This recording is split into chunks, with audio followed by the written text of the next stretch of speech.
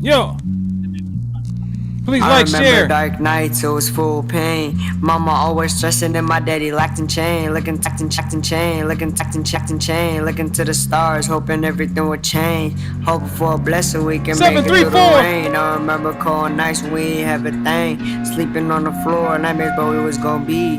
Hey, I was broke back then, I couldn't go to school. I ain't have nothing to wear, looking like a fool.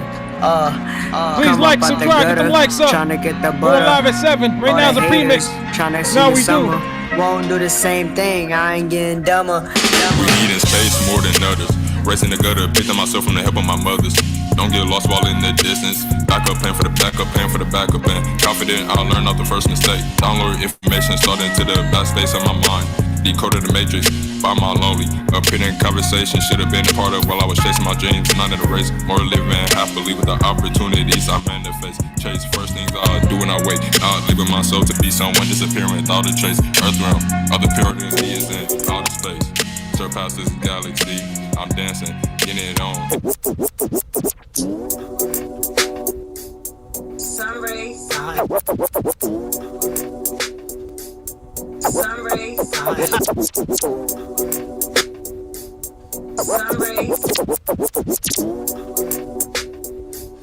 sun rays. Alright, yo, I got this. Hold up. Nah, ready? Hey yo, I spit the sickest stuff. I don't mess with sickly pups. They like sickle cells. My sip will cut them down the cell like a fifth. Stick you out for sale right next to the spigot. I'm a spick, love to spit something different. Slick with the wit, linguistic, artistic. You can now witness relentless efforts to end existence. Put forth the pressure, I'm on the hit list. Next up for business, Joe's on the mission. Close up attention. I don't mince words with actions. I defer to tactics. You prefer the acting. Time to purge these bastards. Ain't no going backwards. I be leaping forward. While you watching passions, keep your ass distracted. Thoughts hammering, blasting. Core fans is asking, who the hell that nigga tags? Clapping cannons. While they all be clapping, y'all be happy for 'em. But the time be passing, so it's back to norms. Static cleaning while I spray on the start. You think you these who might be a man apart. Furious fast, gonna need some gas to start. Curious blast, I call it Hiroshima dark. You live in the past, gonna be some dog days. Y'all say scars raise too many questions. That's a hard case. Stargaze, niggas looking up to the cloud. That's a target. Let's let them off a few rounds. Yeah, that heart crazy. Well, I'm start raving, man. Start craving with my pen in my pack and accomplish. Niggas coming out of that shroud of the empire's darkness. Spark this fire. I'ma start this right with my heart's desire. I'ma work hard trying to be new. Cause you playing with your life. I'm thinking twice, now you walking to the light. The light. The light. Sun rays, beats. The Jersey sun.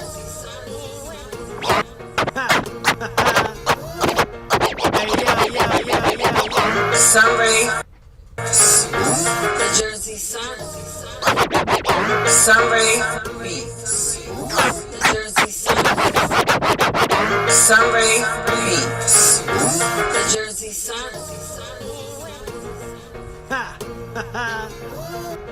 Hey yo, ha! Uno got a fire in his belly, huh? I gotta let the fire out to bury something. Ain't gon' see your boy on some Jeffrey Dahmer. I'ma keep it peace and humble like the Dalai Lama. But no, I keep a peace heater, not a llama. Got an AR and a Glock, that's in love with drama. And the trauma it'll cause, it'll have your mama crying and screaming and praying for the Lord to stop him. No, Taz Uno back at it. Mad headed and had it. Backstabbers can get it. Loading the automatics. He lay them like craftmatics. They doing them acrobatics. I'm shaking them,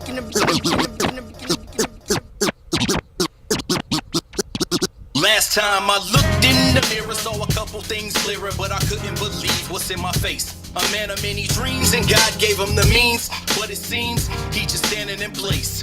Gotta run the race, if it's goals you gon' chase. All you see is death, if all you got is faith. Gotta do the work if you wanna get it clapping. No snooze button tapping, don't make excuses happen. Go ahead pimping, be the master of your fate and the captain of your soul. For your heart turn cold and your body grow old. In the grave you gon' roll over a couple of times, cause you couldn't fix your mind to do what you had to. Success is like rent and it's past due. You better move before your best days is past you. I ask you, what you think is holding you back? Is it your mind or your heart that got you falling off track?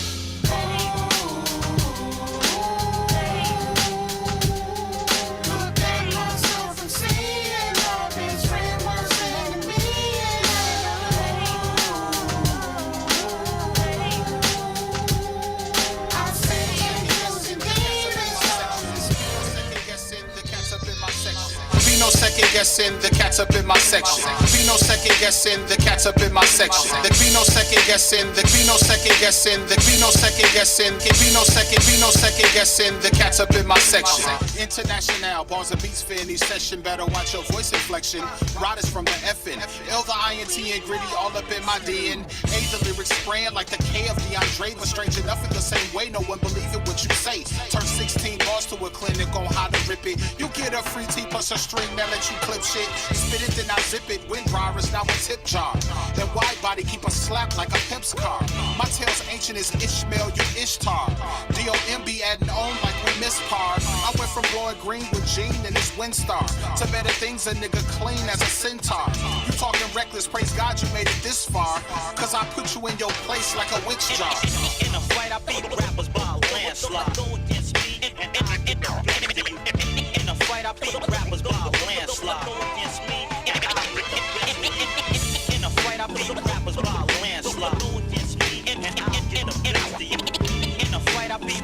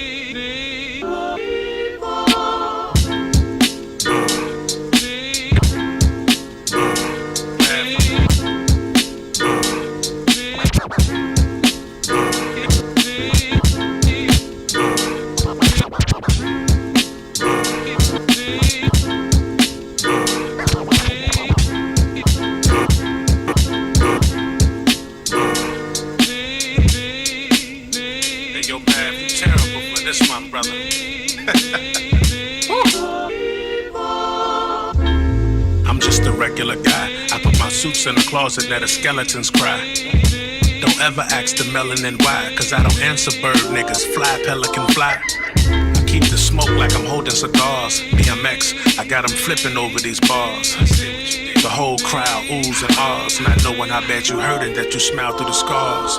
Black math laced it, I'm one with the vibe. I'm on a quest for love and I come with a tribe. Thumbing the drive, and I'm thumbing the ride. On my way to Motor City, yep, I'm coming inside. Bring back classic, bring back thriller. I miss Aretha, long live Dilla. Why these albums got all these fillers?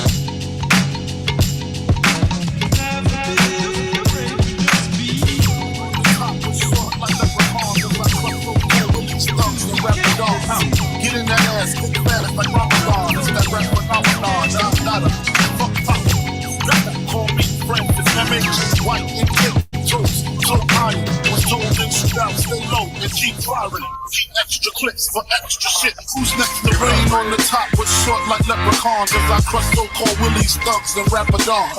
Get in that ass quick fast like Ramadan. It's that rap phenomenon, Don Dada.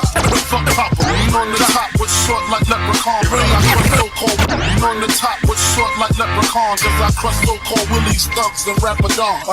Get in that ass quick fast like Ramadan. It's that rap phenomenon, Don Dada. Fuck Papa, you got to call me Francis MH. White intake, like.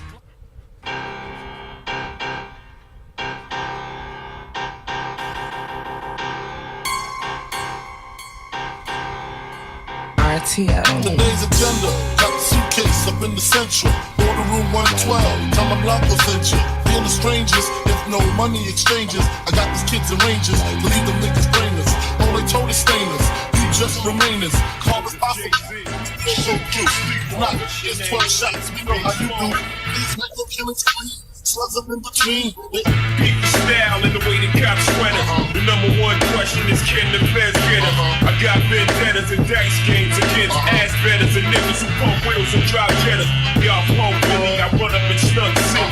Scared so you sent your little mans to come kill me. But on the contrary, I packs the Mac Mini, squeezed off on them, left the paramedics breathing so. Nigga never been as broke as me. I like that. When I was young, I had 2 pair of leads. Besides that, the pinstripes and the gray.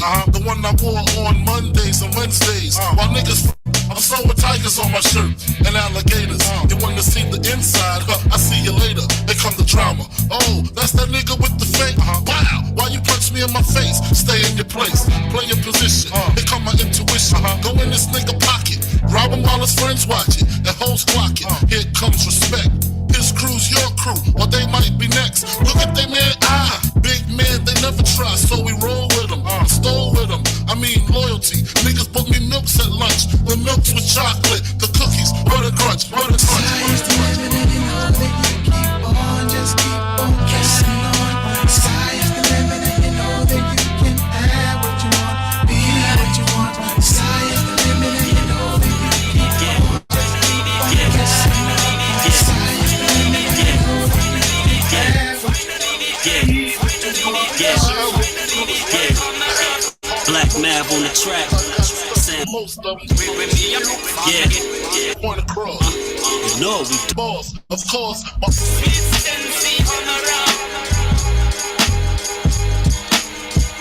DJ Wide Body. Yo, I ain't trying to go back and forth. I crack your jaw at the Catholic call back in Saginaw, Michigan. Had that blessed girl filming it while she giggling like a little kid that was ticklish. You a lyricist? Nah, dog, you licorice. Your name should be Twizzler, cause you sweet as your sister is. Back you up, have you lamping on concession stands. Protect your plan, I bring the pain like a Method Man. And yo, I'm a genius like Jizza. Got your fingers on Twitter, you a singer like Scissor. I'm a top dog from Niagara Falls to drop bars and light rappers up on the mic like.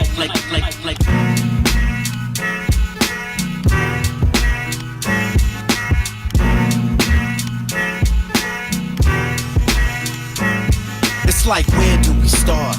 How did things fall apart?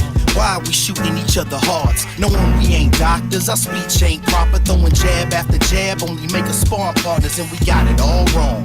That's why I'm penning this song, to get back to times we got along. Times we had fun, talking to the sun. Beat us both to bed the day I made you the one. Nah, it's just a game, but who should take the blame? When really, just shame. My page ain't the same, and when we cross in my lungs, tapping the drums, I check a paper sliding right left index and thumbs. I get it done. Cookie cutters getting left with the crumbs. Rookies close their lockers when the principal comes. See, my cousins can't rhyme no more. At least most of them. My style is like George Carl, I ain't coaching them. Side bets, face up fours, I ain't posting them. Gynelotrian, matter of fact, I ain't approaching them. The tape is on, I make the storm out of his coma. Bleacher like a hematoma, People King's persona. Over them M's, I'm in a nasty mood like Miss Corona. Teach my sons to keep the heat, I'm raising Arizona. Kicks, hand claps, and rhymes, we call it dad rap. Every verse is church, so hush, should get your hands slapped. They said that I should give it up, I'm saying damn that. Call a few friends and get some bands back, I need that. Some people didn't make it to see me come back to take it. That's why this thing is so sacred, yeah, so praise God. This grace should never be forsaken. I messed around and made it out the basement, yeah, so praise God. Detroit, can you hear me? DMV, can you hear me? Out in Cali, can you hear me? The whole world, can you hear me? Praise God. Headline news, time for some action. Advertising slots trying to get some traction. Pray on the sleepers, cause they be slacking. These words up in your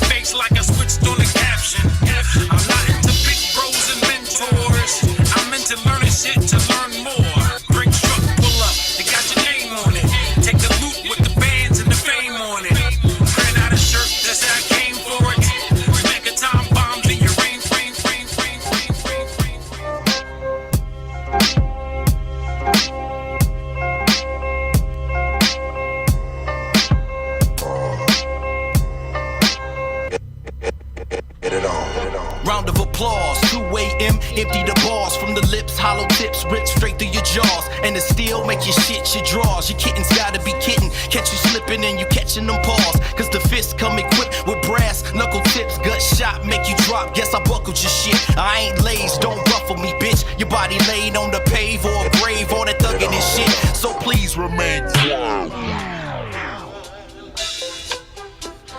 Hot damn, girl, there you go again. Intrigued by your glow and your soul within.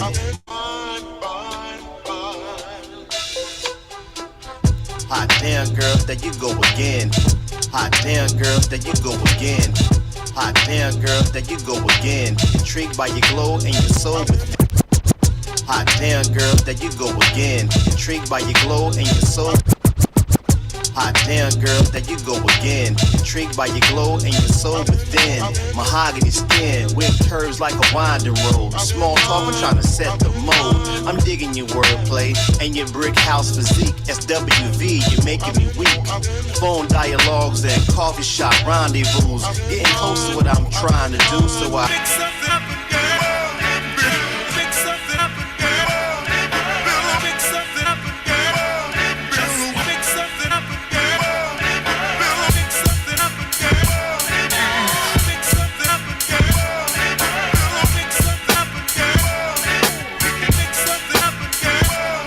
Dismissal shit change a nigga life. With spitting rhymes in 11, I always been this nice. With that pen, I never hesitate to feed them right. They have a feast when I'm finished, that wrist I flick it light. Steady kicking up dust, giving a motherfuck. We like the justice lead the way my soldiers suited up. Coke flow with that Henny vibe, twisted skunk. Left her with a smile, and he staking, call him Willie Look.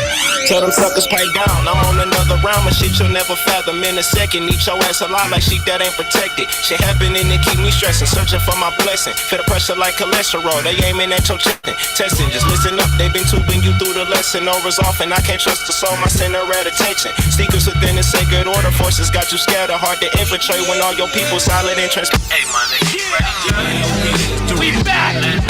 Solution, crime, prostitution. I have no answers. I myself love strip club dancers. Just the man in me, colder than antifreeze, hotter than lava rocks. Got projects to drop. Don't let your smooth taste fool ya. Head fake crossed over 2 points for ya. This is ski mask rap, you know. Lost battle, no shit left out in the cold. Trying so hard to generate substance. Writing with gall and a little bit of gumption. I've been through a whole lot when I was younger. I used to box and duck cops. I told his older head that I would knock him out of socks. Nigga jump bad, bust his head with a rock. Soul survivor, loyal last rider. You say the word, I like that ass on fire. Cause I'm hardwired, God body inspired. Truck tires, treadmill and pump iron. Ceasefire, yellow tape and gun shells. Keep quiet or do the tweets, no thumbnails. He's stupid, bail bonds to pay bail. What you think now? That cold deed won't gon' tell unexplainable shit when I'm serving it quick. Got the time for bullshit, need to learn that. Don't waste your time. So who are you to tell me go ahead? Don't waste your time. Been there before, so the war numb to it. So when you draw, better know it's on. My word law, my word is born. The strongest man can lose his life to a woman like Genghis Khan. I'm on another path. I have experience with different cash. Exotic queens with the realest ass. Exotic green in my secret stash. Nicer than me, please don't make me laugh. Your God degrees don't equate the math. Behead the wicked with a sacred staff. I speak to God all the time. You only call him when you need a pass. You fake hockey, move sloppy. I walked in the spirit of Rose from the Anunnakis. You think it's him when I'm really poppy. Devilish grin when I see how the gen sit and watch me. Who are you to tell me go ahead? Bear witness, I'm a man on. Utilize the same premise, chillin' on my wildin'. Bear witness, I'm a man on his island. I'm a man on. Utilize miss chillin' on. Dialing in my sight with the red dot. One leg lock, cinching in tighter. This your dead stop. Dread Scott filing his appeal with the lead pop. Certified dispensary, you something like a red shot. Feds watch silently, timing up a dead watch. Right twice a day, heart frozen, but my head's hot. Said the options of survival are assimilated. You demonstrate a false pride, you getting ventilated. These local rappers' food, I fucking dinner plate them. Emulate the imitation with every iteration. Bear witness, I'm a man on his island. Utilize the same premise, chillin' on my wildin'. sight with the red dot. Figure 4 leg lock. Cinching in tighter, this your dead stop. Dread Scott finding his appeal with the lead pop. Certified dispensary, you something like a red shop. Feds watch silently, timing up a dead watch. Right twice a day, heart frozen, but my head's hot. Said the options of survival are assimilated. You demonstrate a false pride, you getting ventilated. These local rappers' food, I fucking dinner plate them. Emulate me.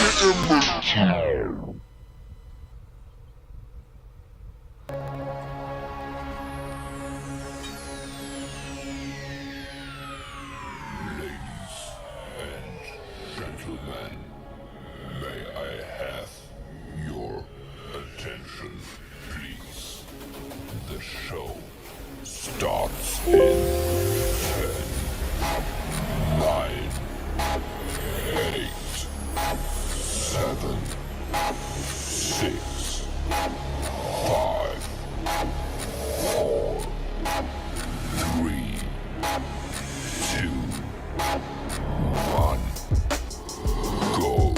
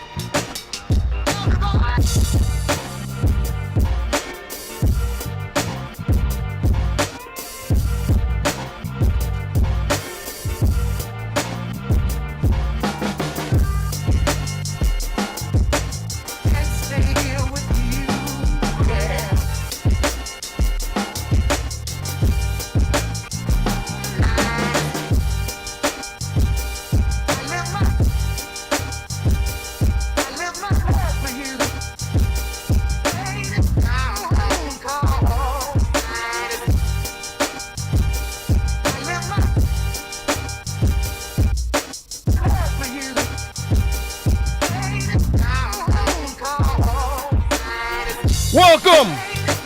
That's right. Sunday night, 7 o'clock. It's time once again for Talk That Stuff. This 23rd day of October, ladies and gentlemen.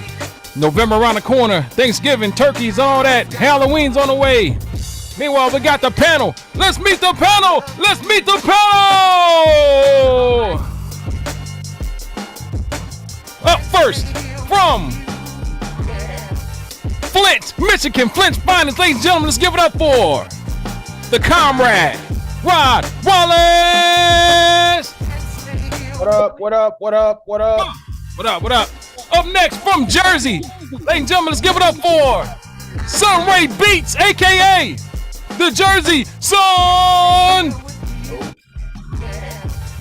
Up next from Jersey, Oswell, let's give it up for Miss Monica Donato.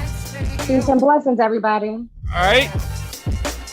Up next from Oakland, Oaktown, West Coast, ladies and gentlemen, the comrade, RTO Beats. Hola, ¿cómo estás? And from Jersey as well, some way down south right now, Team 1 today. Let's give it up for Smooth, a.k.a. See Me Hustle.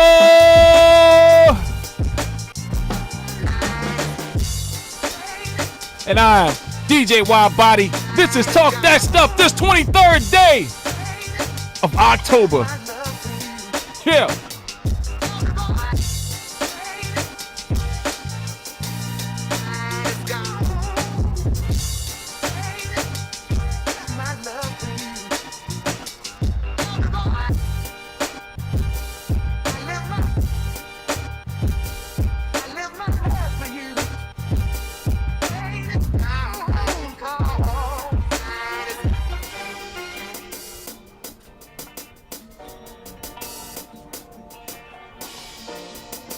Yeah, what's going on? Shout out to everybody out there in the chat. What's going on? 23rd day of October as we round into November. Got a lot of good stuff happening tonight. But before we get to that, I'm going to go ahead and do the NFL scores and stats. Hold on, let me check my compressor. 1 2 1 2. See me hustle. Welcome, man. I brought you in. You didn't say anything. All right. Everybody hear me? Been good? Yeah. All right, let's get it. Shout out Beast out there. I think he was trying to get in. We'll get him later. Here we go. Huh. 7th week NFL. That's right. As the NFL season goes on. Week 7. Crazy day today. We'll start from right now. Just ended in Allegiant Stadium, Nevada. The Raiders get the win. They beat the Texans, scored 38-20. Carr, 241 yards, 1 touchdown. Jacobs, my scat back, 143 yards, 3 TDs. Man, I know my score went up. Woo! On the Texans, D. Mills, 229 yards, 2 TDs. Pierce, 20 attempts for rushing, 92 yards. The Raiders improve. They get their second win of the season. The Texans fall to 1-4-1. Man, shout out to Lovie Smith, man. I hope he gets through the drought, man, and get him a win. You know what I'm saying? You know how we do. Moving on. Right now in the fourth quarter, 2 minutes and 36 seconds ago, it's the Jets over the Broncos right now, 16-9. They're in Denver, Colorado. No Russell Wilson today. Right now it's 4th and 3 in the New York Jets 26. The Jets, Zach Wilson, 84 yards passing. Hall, 72 yards, 1 TD. Rushing and receiving Carter, 2 receptions for 45 yards. For the Broncos, Rippin, not Mark Rippin, but B. Ripken, 140 yards. Melvin Gordon, 31 yards, 10 attempts. So it looks like the Broncos are going to be losing this to the Red Hot Jets. Look like they're going to stay red hot in matches at 6-1 for the season. Moving on, the Chiefs and the 49ers right now in the fourth quarter with 7 minutes and 24 seconds to go. The Chiefs on top of the 49ers, 37-23. This one looks like a done data. Patrick Mahomes, Holmes, 283 yards, 1 TD. And Garoppolo, 183 yards, 1 TD. Man, 49ers, doesn't matter if they have Joe Montana back. The 49ers cannot beat a good team. Moving along, Seahawks and the Chargers. Man, the Chargers continue to roll. Shout out to the Charger fans out there who thought actually this team was going to do something today. The Seahawks over the Chargers scored 27-16. Geno Smith, sounds like a pizza guy, 169 yards, 2 TDs. Walker, 68 yards rushing, and Goodwin, 67 yards receiving for the Chargers. Herbert, 189 yards passing, 1 TD. Eckler, 8 attempts for 19 yards, 1 TD. And Eckler led all receptions for 8 receptions for 73 yards. Man, Seahawks move along. Shout out to Geno Smith. Go Hawks. Moving along. Paycor Stadium, Cincinnati, Ohio. The Bengals hosting the Falcons, and the Bengals continue to roll. They beat the Falcons 35-17. Marcus Mariota, 124 yards, 1 TD. Burrow, 481 yards. That was my starting QB in a fantasy. 3 touchdowns, so you can only imagine how the score looks. Mixon, 17 attempts for 58 yards. And Boyd, my other wide receiver, 9 receptions for 155 yards. The Bengals continue to roll. They're now 4-3. Moving along, Baltimore, M&T Bank Stadium, Baltimore, Maryland, Baltimore. The Ravens hosting the Browns, old and new, the old Browns versus the new Browns. And the Ravens, they get out of town, they stay in town to win. They beat the Browns, score 23-20. Brissett, 258 yards passing. Chubb, leading rusher of the league, 91 yards, 1 TD. And Amari Cooper, 3 receptions for 74 yards. Lamar Jackson, 120 yards passing. Gus Edwards, looking good, 66 yards, 2 TDs. And Bateman, not Jason Bateman from Family Ties, but R. Bateman, 4 receptions for 42 yards. The Browns slide to 2-5. Man, that's a bad record. Much better team than that. The Ravens have pulled to 4-3. Moving along, AT&T Stadium, Arlington, Texas. Dak Prescott making his return from an injury. And the Lions, man, could the Lions go into AT&T Stadium and make noise? Such a beautiful stadium, got lights and everything. The Browns, this Brown team is tough, man, but they're not tough enough today. They lose to the Cowboys, score 24-6. Jared Hoof, 228 yards. Williams on the ground, 79 yards. And Raymond, not Usher Raymond, but K. Raymond, 75 yards passing. Cowboys, Dak Prescott, 271 yards. 270 yards, 1 TD. Pollard, 12 attempts for 83 yards on the ground. And CeeDee Lamb, 70 yards. Cowboys improved to 5-2. The Lions slide to 1-5. Man, they're much better than that record. Moving along, FedEx Field, Landover, Maryland, DMV. The Commanders welcoming the red cold Packers. They come into town. The Packers say, hey, we're the better team. You have a team named the Commanders. There's no way we're going to lose to a team named the Commanders. The Commanders said, not today. The Commanders get a win at home. They beat the Packers. That's 2 in a row there. The Packers scored. Commanders 23. The Packers 21. Aaron Rodgers 191 yards, 2 TDs. I bet you right now you hope he went to another team. Aaron Jones 8 attempts, 23 yards. Jesus Christ. For the Commanders, the quarterback 201 yards. I'm not pronouncing his name. 2 TDs. B. Robinson Jr. 20 attempts for 73 yards. And McLaren 5 receptions for 73 yards. Shout out to the Commanders. They get better. They're 3-4. The Packers, they slide to 3-4. Man. And they're in the tough division. Moving along, Nissan Stadium, Nashville, Tennessee. Not Honda Stadium, not Toyota Stadium, but Nissan Stadium. The Titans welcome in the Colts. And the Titans get a win, as they should. Score 19-10. Matty Ice, 243 yards, 1 TD. Taylor, 58 yards on the ground. And Campbell, 70 yards in the air. Tannehill, 132 yards. Derrick Henry continues, 30 attempts for 128 yards. And Hooper, 56 yards. The Titans improved to 4-2. The Colts slide to 3-1. In TIAA Bank Stadium, Bank Field, Jacksonville, Florida, the Jaguars welcome in the Giants to town. Giants 5-1, looking to continue the wave. The Jaguars, they held on. Giants had to fight back, but the Giants get the win. They beat the Jaguars 23-17. Daniel Jones, 202 yards, 1 TD in the air. Saquon Barkley, 24 attempts for 110 yards. And Slayton, 58 yards, 1 TD. For the Jaguars, Trevor Lawrence, 310 yards. Some other bum, 14 attempts for 114 yards. Rushing in another bum, 7 receptions for 96 yards. The Giants improved to 6-1. The Jaguars slide at 2-5. Running up next, the Buccaneers going into Charlotte to take on the Panthers. No Gazelle bunching at the game. Tom Brady behind center. And the Panthers, they beat the Buccaneers, ladies and gentlemen, 21-3. What is going on here? Tom Brady, 290 yards passing. White on the ground, 6 attempts for 21 yards. Mike Evans in the air, 9 receptions for 96 yards for the Panthers. Walker, 177 yards passing, 2 TDs. Foreman, 118 yards rushing, and more, 69 yards, 1 TD. The Buccaneers slide to 3-4. Panthers 2-5. Tom Brady, was it worth it? I don't know. We'll find out. Moving along, tonight's game, 8:15, 8:20. The Steelers going into South Beach to take on the Dolphins. That is at Hard Rock Stadium, South Beach, Miami, Florida. Monday Night Football, 8:15.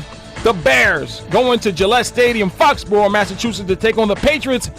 And got another score for you. The Saints and the Cardinals this week. The Cardinals beat the Saints 42-34. Andy Dalton, the Red Cannon, 361 yards, 4 TDs. Kamara, 49 yards rushing for the Cardinals. Kyler Murray, skipping and dipping, 204 yards, 1 TD. And Benjamin, not Andre Benjamin, but E. Benjamin, 12 attempts for 92 yards, 1 TD. And Hopkins makes his return. Had him in my fantasy as well. 22 points on the board for Hopkins, 102 yards receiving. Yeah, so that's Pump That NFL stats and scores. Ladies and gentlemen, what is going on with the Buccaneers, man? What's happening, everybody? What's up, bro? What are you doing? What's up, bro? Good to see everybody. Good to see everybody. We here. Who we got in the building? What's up, Taz? What up? What up? Going on, RTO, Monica. Who we got in here? Good to see y'all, man. Let's see, Ricks, Tazuno, Wallace, Tazuno, Ricks. I said the name already. Yeah, 23rd day of October. Welcome here. Gonna have a great night tonight. I'm gonna sit back and relax right now. I'm gonna turn this over to the queen herself, Miss Monica Donato. You have the floor. Let's get it. You couldn't wait to say that, y'all. You're not taking the back seat though, bro, because this is I got you. This is a group effort. Oh, I'm here for it. I'm here. I'm on the other side. I'm on the other side of the spectrum tonight. I'm here. Got your back. I got your back. Well, I hope everyone is doing well. And I definitely want to give a disclaimer to say parental advisory is definitely in full effect. So all right. You have anyone under the age of 18, You may want to be mindful of some of the things that are going to come out in these topics, but we're definitely going to keep it respectful as possible. And if anybody feels as though there's some things that they don't want to discuss, you're more than welcome to just take a step back and just listen. But we do have some good topics tonight that we would like to discuss. Um, I did get a couple of messages in my inbox once people started learning that I was on a podcast, and Right. a couple of hot topic items, man. It had to do with blended families and when is it a good time to discuss having that talk, with your children. Talk meaning sex, talk meaning drugs. Especially today, we have a lot of young children that are trying to figure out their sexuality, whether or not they're straight, gay, bi, non-binary. I'm still learning, y'all, so bear with me. But I thought it would be a great topic of conversation to bring forth to the podcast and to see how you guys think about it. If you ever, had to, make a decision alone or with your partner, let's talk about it. So basically, the birds and bees talk. Let's start off by saying that when is it a good age to have that birds and that bees talk? Well, I mean, I'll go ahead and start. I think as soon as my kids understand, I mean, they're having sex education. Maybe before that, I want to get to them before they do in school. So I'm thinking about maybe like preteen, 12, 13. That's what I'm thinking. Around that age, that's when I give them the raw talk. Like I'm not, you know what I mean? I'm using the words. I'm not sugarcoating nothing. So they get that from me around 13. 13? Around 13? And I got 2 girls. Okay. And a son. Okay. What about you, Brother Wallace? My son is 11, so it's definitely not a one-time conversation. It's a conversation that's like evolving over time. Like I'm gonna set the stage for you with the like Rick said, the raw. This is what it is. This is how you got here, so on and so forth. And then it's like, opening the door for if you have additional questions. If you have specific things you're curious about or you want to talk through, this is a safe space. And I kind of make the time to like ride out with my son. We'll get in the car and, we'll just kind of roll out for, make a couple blocks. And during that time, that's kind of like the safe space to be able to say, this is something that I'm thinking about. And, give me the, I be telling him to tell me, be honest with me about, his questions or whatever. So that's probably the best time. So Wallace, let me ask you a question. Do you wait for him to bring those questions to you, or do you pretty much say now is a good time? Do you get like an internal tick that says now is a good time for me to have this conversation with my child? I think it's a combination. Like I was saying, I think, if I set a foundation of understanding, and then I'm able to kind of leave the door open and leave him the ability to raise questions as needed. And then also, inquire myself about where he is, and this, that, and the third, like we had a conversation recently about, it was young, some of his friends be joking about, what I'm saying, the size of their equipment and this, that, and the third. And I kind of got on him because he tried to have that conversation with me in front of his sister. And in actuality, it just became a teachable moment, for later on, because I got on him about, bringing it up in front of his sister. His sister is 9, so, Okay. But at the same time, it's kind of like, it's a time and a place for everything. We laugh and we joke here and there, whatever, but, this is the line that we don't cross. So it's a combination. It's like I set that foundation of understanding, but I'll also inquire into what's going on with him. But then I leave the door open for him to be able to say, because it's teachable moments all the time. We might see something on TV. We listen to music, and all the music that I listen to, for the most part is he gonna have questions. Right. You know what I'm saying? So, and I receive that. So, yeah, I say it's all 3 of those. Mm-hmm. Okay.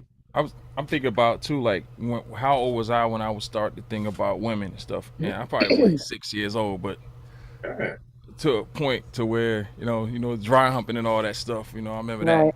I wouldn't know what I was doing, but yeah, probably 12 is 13. I wasn't kind of going up to my pops asking them to, but I don't think I got the right. I think I figured it out. Yeah, I never had those conversations, Right. so I pretty much had to figure it out on my own. Like those conversations were never brought to me. So Ricks, because you had to figure it out on your own, right? Yeah. What about your experience made you want to do something different with your girls, especially your girls, let alone your son? Well, that's the reason. I wanted to be able to communicate more with my kids than my father did with me. So that's why I the conversation was uncomfortable. Like I said, I got 2 girls, but it had to be had. You know what I'm saying? I'm talking about sexual intercourse, the penis, vagina, all that. I'm telling them all that. So I didn't have that, and I just wanted my daughters to know that, and my son, before they get out in the real world, they would have some idea instead of kind of figuring it out on their own, because that can get kind of crazy. Absolutely. So Rick, and included in your conversation, did you talk about oral sex? Did you talk about anal sex? Did you talk about foreplay? Oh my goodness! And because if you think about it, you figuring it out was you using your imagination, right? We do come from that generation where we were using chalk, if not soap, drawing hopscotch on the floor, on the ground outside. We used our imagination a lot. Yeah, so that's a broad. Watching videos and shit like that. Okay.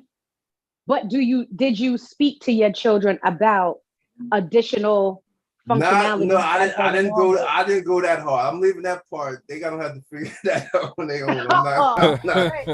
I'm not touching that. I gotta circle back to Brother Warren. I'm not touching that. I ain't there yet. He said no already. No, like I mean, there are specific details. That's 102. You're right. We still at math 98 right now with mine. That's too hard. 102. I like that.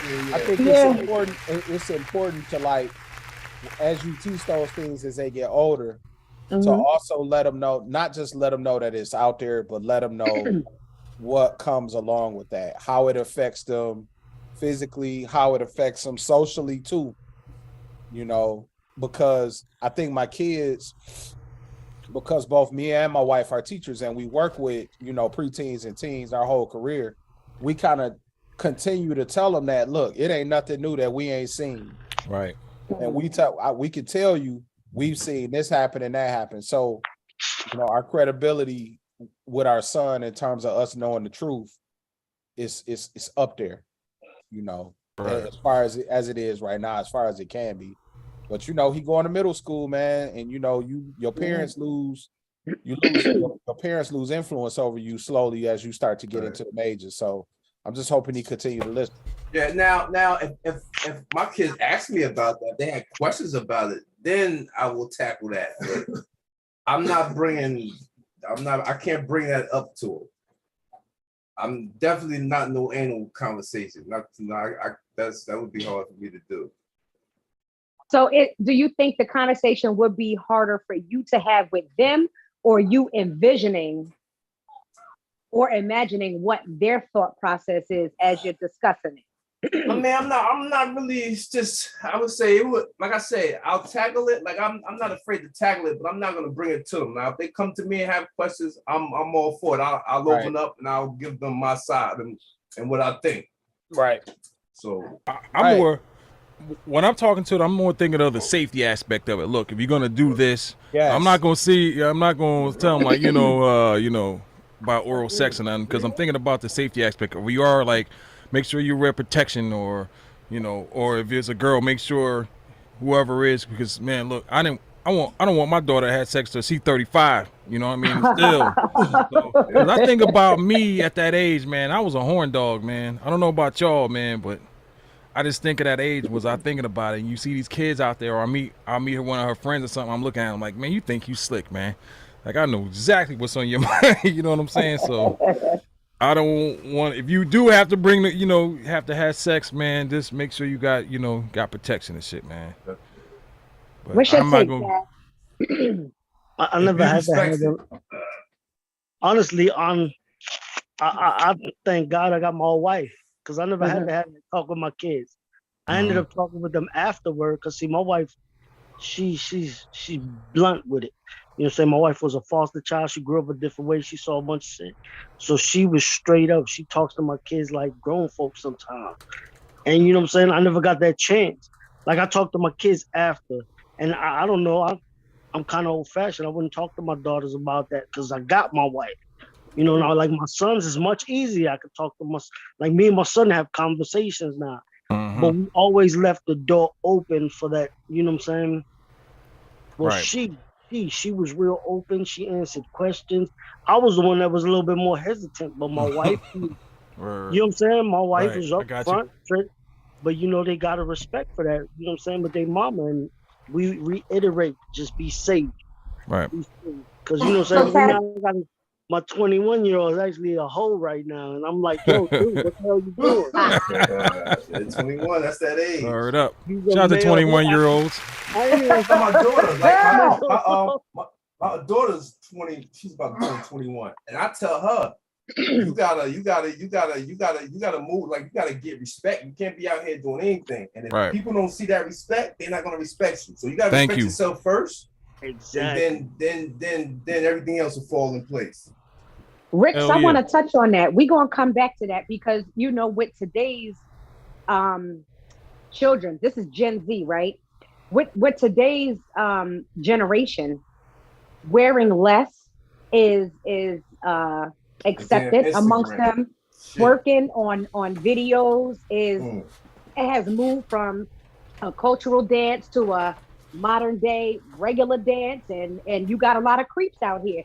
So let's pin that, because I want to come back to that. But Taz, were you present with your wife while she was having those conversations with your kids, or because it was like I was getting ready to say that? Not my daughters. You know what I'm saying? Usually my daughters are real.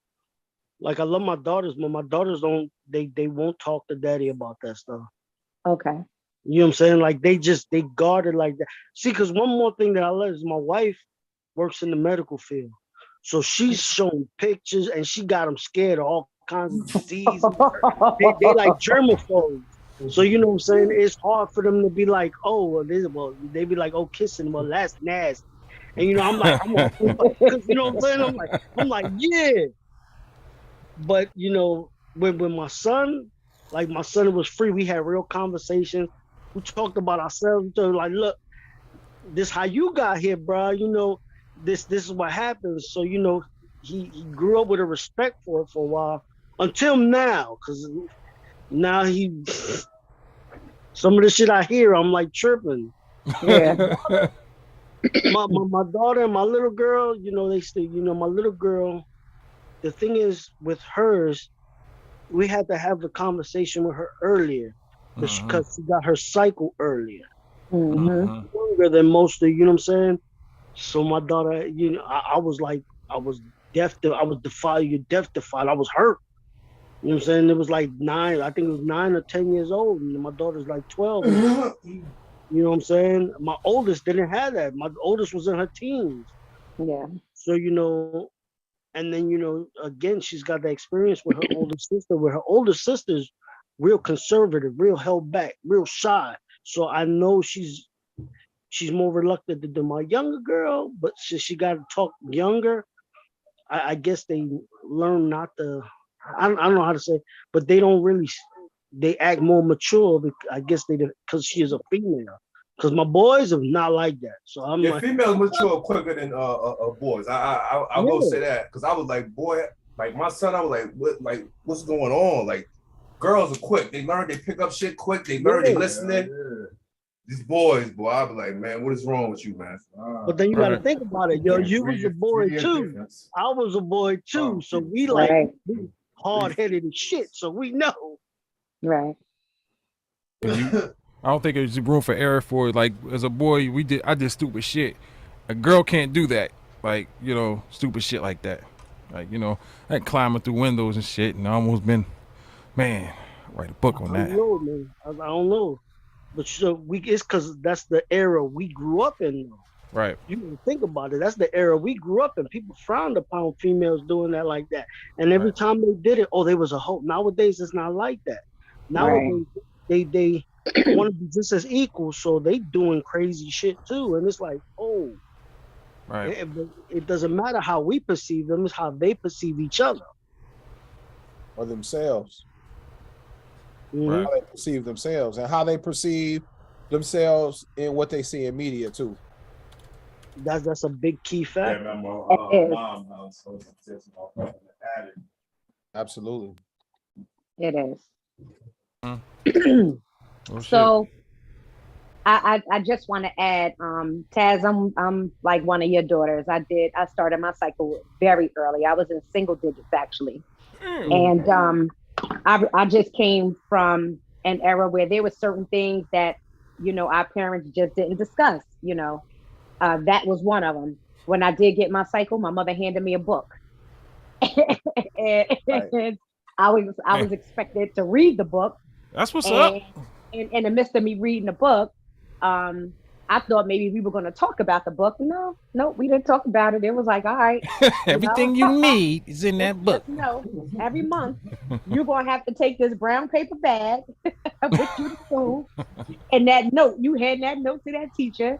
And, but that's what's up. Me, I was in grammar school, but the kids know. I had, y'all probably know Cat, Alley Cat. Mm-hmm. Cat knew about that brown paper bag and the girls because boy, he will call him Eugene and Ronald. I'm not gonna call no last names. Gotcha. But they would just bust out laughing and they start pointing and you got that thing. But they knew at single digit ages. Well, they knew too. They educated them too, though. They were up on that, so you kind of helped them out too, in a sense. Right, but when I was 8. Damn.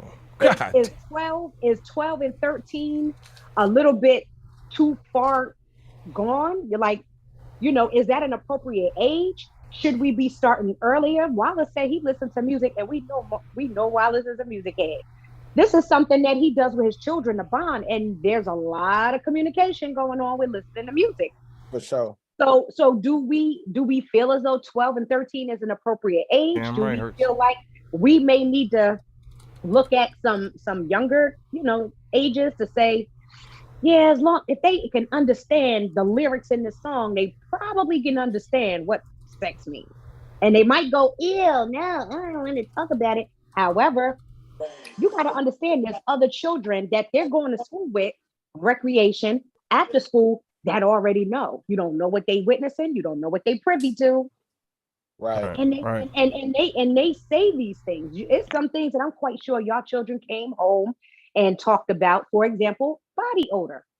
I'm sure your child might have said, they dirty, their sneakers dirty, their pants dirty, their breath stink, something, right? Some off the wall crazy stuff. Do you talk to your children about body odor? And great have question. you oh my God, your partner or anybody that you've ever dealt with, have you had that conversation if they had an odor? Presentation is one thing, but them having a body odor, like, do you say something to them, or do you just throw your hands up like, nah, that odor right there, let me know. You gotta speak to them. You gotta speak to them. You got to see. I don't know about anybody else's experience, but I'm a big dude. I'm a short, but I'm a big dude. So my whole thing was since I was young. If I'm gonna be big, you gotta be clean. You gotta smell good. You gotta be. You know what I'm saying? Mm-hmm. That was just the thing. So my boys are chunky dudes. So I had to let them know. Like my oldest my oldest is skinny now, but my boys were chunky dudes, and I had to let them know since they were young. Look, you're a big dude. You got to hold yourself a certain way. Mm-hmm. You know what I'm saying? It's not, and that's not to say that's not what they do with skinny dudes or slimmer dudes, But that's how I was. So I was like, I'm gonna put that in my kids. And it was just like, because boys smell different than girls, bro. You got to do things certain ways. You know what I'm saying? And then again, But like I Taz, said, what about your girls though? Because we know our bodies are natural cleansers, and again, everything is internal for us, and it's gonna come out. yeah. But again, see, that's my wife's department. She's a woman. She can go through it and she'll explain to my girls. And she's already had that talk with them. You know what I'm saying? My boys, that's my department. You know what I'm saying? We like, ain't nothing that we can. If I'm a man, I'm gonna teach him. If she's a woman, she's gonna teach her. There's nothing I can't teach them that my wife can't do. Now, if I was by myself, then that's a different story.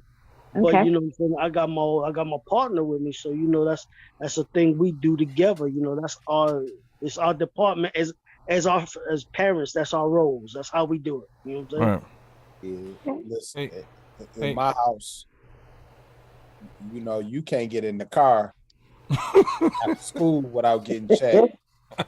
You know, my wife is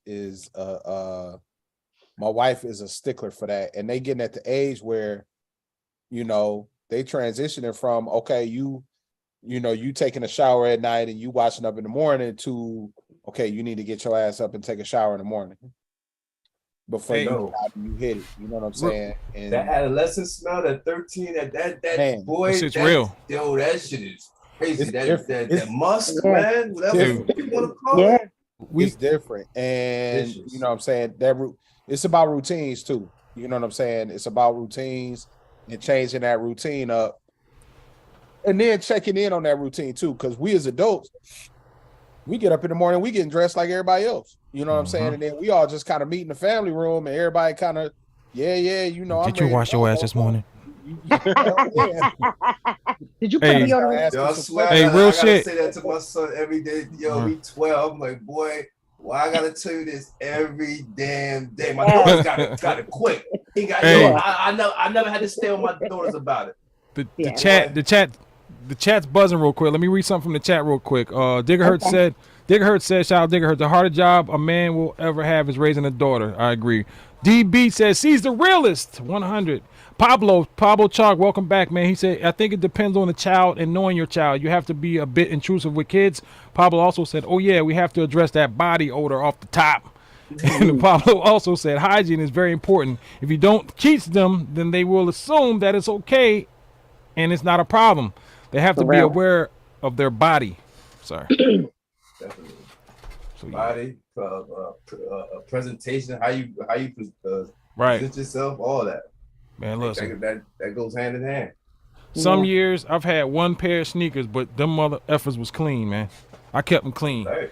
I scrubbed the shit out of them. I ain't playing them because, you know, it's all about, I'm very, very particular about sneakers and stuff, man. I can't have no dirty sneakers, man. That's just sacrilegious or something. But yeah. Sacrilegious. Our whole thing is, you rather hear it from us than hear it in the streets. Oh, hell yeah. Yeah. You know, and you know, my son's still at the age where it don't make him a huge difference about what he wears, like about shoes and this, that, and third. But you know, you rather hear it from us than hear it in the streets is what we always say. Right. No, I definitely agree. But what about yourself? I know, you know, you're married, Brother Wallace, but what about those times where you were dating? You ever encounter a partner and their hygiene wasn't the best? It was some odor. And did you approach them about it? If so, how did you approach that conversation? Most of the time, I'm like, I'm gonna be honest. It was a lot of situations where I had Nancy Reagan and just say no.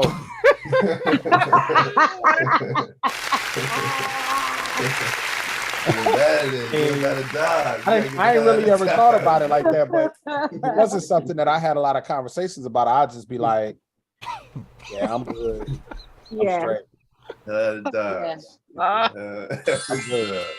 Just say no. Hey, listen, I had a lady friend. She said to me, she went out on a date with a guy, and this was like, they were like 3 months in, a little 90-day rule. She was ready to get it in with him. And she was all ready. He took his drawers off and he had a couple extra streaks up in them drawers that Oh man, that's terrible. wasn't looking like wrinkled lines. So Oh hell! I said, okay, I hope you backed up out of that. She was like, well, I didn't smell it at first, so we went ahead and moved forward. Ooh, as soon as they break that air. Go back upstairs. Hey, look, I had something like that where I was flirting around with this woman for like, we just talk shit, but nothing ever, metastasized and stuff. So finally time when, liquor was involved and, I'm going for it, man. And I've heard some stuff, but I think sometimes people be throwing shade because they don't want you to. So I don't be listening to that. So I ain't really know. Hey, there's a different, distinct smell between a hard day's work or this is like this. This is rich like this. So I ain't, you know what I mean? Nah, I've been around some different smells and stuff, and I can distinguish what that's from. But bro, when I tell you that funk pocket, bro. Oh my God! What do you do at that time? I don't want to embarrass her. You know what I mean? Like it's bad because I don't want to embarrass nobody, man. But I'm not touching that. So you never said nothing to her, bro? Nah. It got to a point where she. I don't want to get into detail, but I didn't. It wouldn't. I had that stink on me. You want to know? I would want my partner to tell me. Well, here's why. If I'm with him for a long time, I'll that's different. let him know. But if it's like just some I don't casual. I don't care if you and I just make a platonic decision that we're just going to be like we're cool like that. We might date from time to time, and then we gonna have relations. If there's something off In that situation, I want you to let me know. Here's why. One, I know before and after a cycle, sometimes things get a little bit funky. Our pH balance could be off. pH balance. That's what it is. The pH balance. That's exactly what the it could shit be is. off. Wow. We may not be drinking enough water. We could probably be drinking too much sugar, too much caffeine. We're very sensitive, right? Wet and wipes. on top of that, some of our pockets are more moist than others. Yeah. So they teach you're supposed to wear cotton underwear, or at least the lining is supposed to wear cotton to absorb a lot of that moisture. However, having that moisture lined up against your bottom can also cause an odor, bacteria, vaginosis, or teach them. And I may not be a dirty person, but I'm not. You know what I'm saying? I'm not oblivious to my body be doing some things. So I want you to tell me, like, Monica, it's not a little thing. In that situation, like if you know somebody like that real well, then I would kind of, feel more apt to tell them. But if I don't know you like that, it's not my job.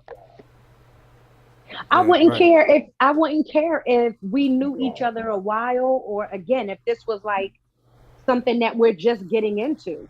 Only because sometimes you don't smell yourself.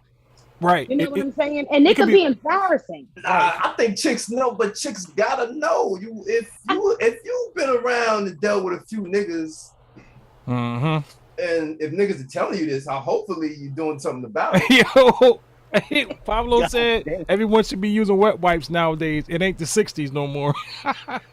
and you know what? Pablo? These are wet wipes to cause. Because some of them have fragrance in them. Some. They gotta be pH balance. Everything Technology. gotta be pH balance. Make sure you get the pH balance. Right. But hear me out though. Because even though they have the ones for sensitive skin, some females' bodies just are prone to catching infections, which is natural. Yeah. If you put anything foreign, whether it's prophylactics, whether you put jellies, using oil, petroleum jelly. I've heard that before. Right.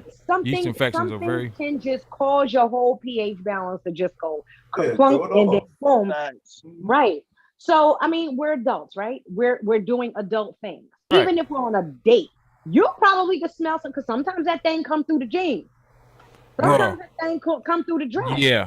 Yeah. I'm telling you, Yeah. Rick, sometimes it do. And sometimes we don't know. Yeah. I also have a couple of friends where, they smelled like pee all the time. They didn't smell it, but we did. But we used to call them pissy all the time. I knew a dude like that too. Probably the same dude we talking about. But we were kids, and we were some cruel village kids, and we just did shit that kids do, right, wrong, and different. But me and that person just literally had a conversation, and that person was like, yo, you really used to hurt my feelings saying that shit. And I was like, damn, yo, like I didn't know, and I apologize. I thought we were just all, being kids doing cool shit. But he said that shit resonated with him for years, obviously. We 47, 48 years old. But I want you to tell me. Right, you trying to help a motherfucker out. I mean, you don't smell like piss all the time. I mean, yeah. I know that's somebody that I wouldn't let nobody with a booger hang. I know people that wouldn't say anything and let you just have a booger hanging halfway out your nose. I just think, like, yo, man, wipe that up or something. Right. I gotta know you. See, I'm fucked up like that. If I don't know you, I ain't. Rick's gonna let him be. Shout out to Rick for letting him be. No, you at least gotta give him that. You at least gotta give him that. You know that. Nigga want to tell me a book on my face. A nigga will not tell me. Nigga don't tell me shit. That's kind of. So like I said, if I don't know you, man, you gonna be walking around with shit on your face. I might even have a conversation with shit on your face. I ain't gonna say shit. Yeah, Ricks. I know I gotta check myself in the mirror before. Nah, I know you. So I wouldn't do that to you. I wouldn't do that to you. I don't know, Rick. You could be 3-4 shots in. And I'm glad he's on my side, man. Yeah, right. He's on my side. Some shit hanging for somebody's face. That would annoy the shit out of me. Like, yo, that shit is just hanging there. You get mad. You be like, hey, some motherfucking cleaning yet? Hold it. Hey, bro, look. You gotta give that. Yo, you feel me? That's either a booger or some coke. Which one is it? Right. Hey, that shit hanging so much you be wanting to say, blow! Yo. Oh my goodness. Okay. Hey, bro, use your shirt, man. Use your I'm my business a lot, man. I'm gonna tell you. I be looking out for my brothers. I be looking out for my brothers with beards. Oh, like hell you yeah. know, I remember me and my wife was at the Anita Baker concert, and I was walking past a guy, and me and him made eye contact, and I was like, I just started doing this. And he was like, he had some popcorn or some of this shit. Yeah. You know what I'm saying? You gotta look out, man. You gotta look out for each other, man. He on a date and shit. You know what I'm saying? Universal language, bro. Right. That's some universal shit. Nigga, shit in your bed, nigga. Goddamn sushi roll. You gotta do this. You gotta have your eyes open real wide when you do it. That's worse than the book, I think. Shit in your bed is worse than the book, I believe. Bro, I agree, man. Jesus. That and people spitting in your face, bro. Oh. Ate some Cheetos. Oh. Shit Listen. flying like, man, you don't chew? Listen. Spit in your face is an instant ass whipping. Yeah. You talking about somebody spitting in your face? The T's and P's be all too. Especially after COVID, you gotta give them that stiff arm, like breast. Oh yeah. You might get a brick to the face on that shit. I'm sorry. That's the ultimate disrespect to me. This dude on my job, he's so excited when he talks and one landing right on the left side of my lip, bro. I'm sitting there like. Oh, you mean them talking and they spit on you? Yeah. Okay. Now I spit. That must be. Yeah, I try to kill him. Oh yeah. I got you. I thought you was talking about somebody like people that they're talking, spit in your face and shit, and then after eating some Cheetos or something. Yeah, that suffer succotash ass motherfucker. Like use them S's and plugs and shit. Hell yeah, that's why I said stiff on their ass. I've been trophy on them. Hey, Ricks. What if you having a conversation with a young lady and that white shit start forming around her lips? Oh, that's disgusting. That'll turn me off. I mean, if I know, like I said, I'm gonna tell her, yo, you got something in your mouth. Take care of that. Like I said, if I'm first meeting you, I don't. Oh, a bottle of water. That'll turn me off. I might not even talk further. Some water, quick. Talking a whole damn date, damn. It may happen to me. I probably got shit on my face. I've been turned down sometimes. I try to talk to a chick. I mean, I have shit in my bed and some crust in my nose. It happens. Yeah. Man, okay. I'm all right. All right. Anybody in the chat, bro, before we move on? Because this one about to be hot and heavy. Pablo Chalk again. He said, "Partner, that's different with a partner." Pablo also said, "Everyone should be using wet wipes nowadays." I said that. LOL, use the technology. And Pablo also said, "Well, I'm specifically talking to the brothers, and women are different. Dude wipes is a real thing." Shout out to Dude Wipes. I have used Dude Wipes before. It is Dude Wipes at DUDE. Diggerhurt said she might be dehydrated. Yeah, she probably, wanted. Hey man, can I ask a question on that same tip? Yeah. So I want to get the rest of the brothers' thoughts about the bidet. Y'all know what a bidet is? Lighten me, brother. The ass sprinkler. Pretty much it. You might want to take a shower. And then, My crib came with one. Shout out to Malcolm for getting a bidet in his crib. Right. House. The bidet is the toilet had one already and shit. Speak on it, Malcolm. It has value. Am I lying? Hold on, it has a lot of value. It has a lot of value. We had to get that shit when COVID started and took it off the toilet. So I could do without that shit. You know what I mean? I don't know personally. It's whatever to me. You know what I mean? Do you use it? Sometimes I remember. So most of the times I forget because I never had that shit before in my life. I would say I'm checking it out now. This is a good property there. I will rock with that. You get I wouldn't pay for it. This shit happened to be in my house already. So when I moved in, it's in my bedroom and shit. You're not getting rid of it. You're gonna keep it. You're not gonna change it up. Nah. Shout out to Malcolm for keeping the bidet. You're gonna be using it. I don't care that much to change it out and shit. You know what I'm saying? I think it's anytime because I do that with during the day at work. I got wet wipes. I go in and give my. I really don't care what kind of toilet I would have had. Whatever I would have had there, that's would have been my toilet. You know what I'm saying? I didn't care that much to change it around. I've never seen one up close, but I can see clean your genitals, anus after using the toilet, sexual intercourse, or freshening up or something. You want to give it a onesie by, middle of the day. Well, I don't know, man. Like a bird bag, man. Yeah, I'm about to say I could think of better ways to do it than sitting there. Yeah. All right. Yeah, man. So wait a minute. I'm in the take it or leave it department. You know what I'm saying? Like it. Yeah, I got you. I got a question for the fellas though. So it don't make you feel funny squirting water in your ass or something? Yes, it does. Tell me about it, RGO, because I never did it before. Shit feel weird. Then, cause we had got that shit when COVID started with the fucking toilet paper crisis and all that shit. And the one we had to plug it, run it through the toilet system. So first off, the water cold as shit. So that off the rip is just yeah. So you can't adjust the temperature? No, I mean, no, I can. Yeah, right. So I mean, yeah, just because ours just run straight through the fucking regular system, so it's just cold and just that shit'll wake your ass up in the morning if you fucking doing that shit. You gotta take a fucking late night ass shit. Right. Yeah, it will. You up? So I thought now, don't they shoot up with pressure, or you can adjust how the water comes up? You can adjust the pressure. Shot of water. Yeah, you can adjust the pressure. You can adjust for some of them. I guess I don't know if you can adjust the temperature. Ooh, nah, I haven't seen that. I don't know if I like that. But actually, no, I don't know why you would want to do that. Why you would want to adjust the temperature? That's kind of weird. For it to be warm and not cold if you're gonna use it.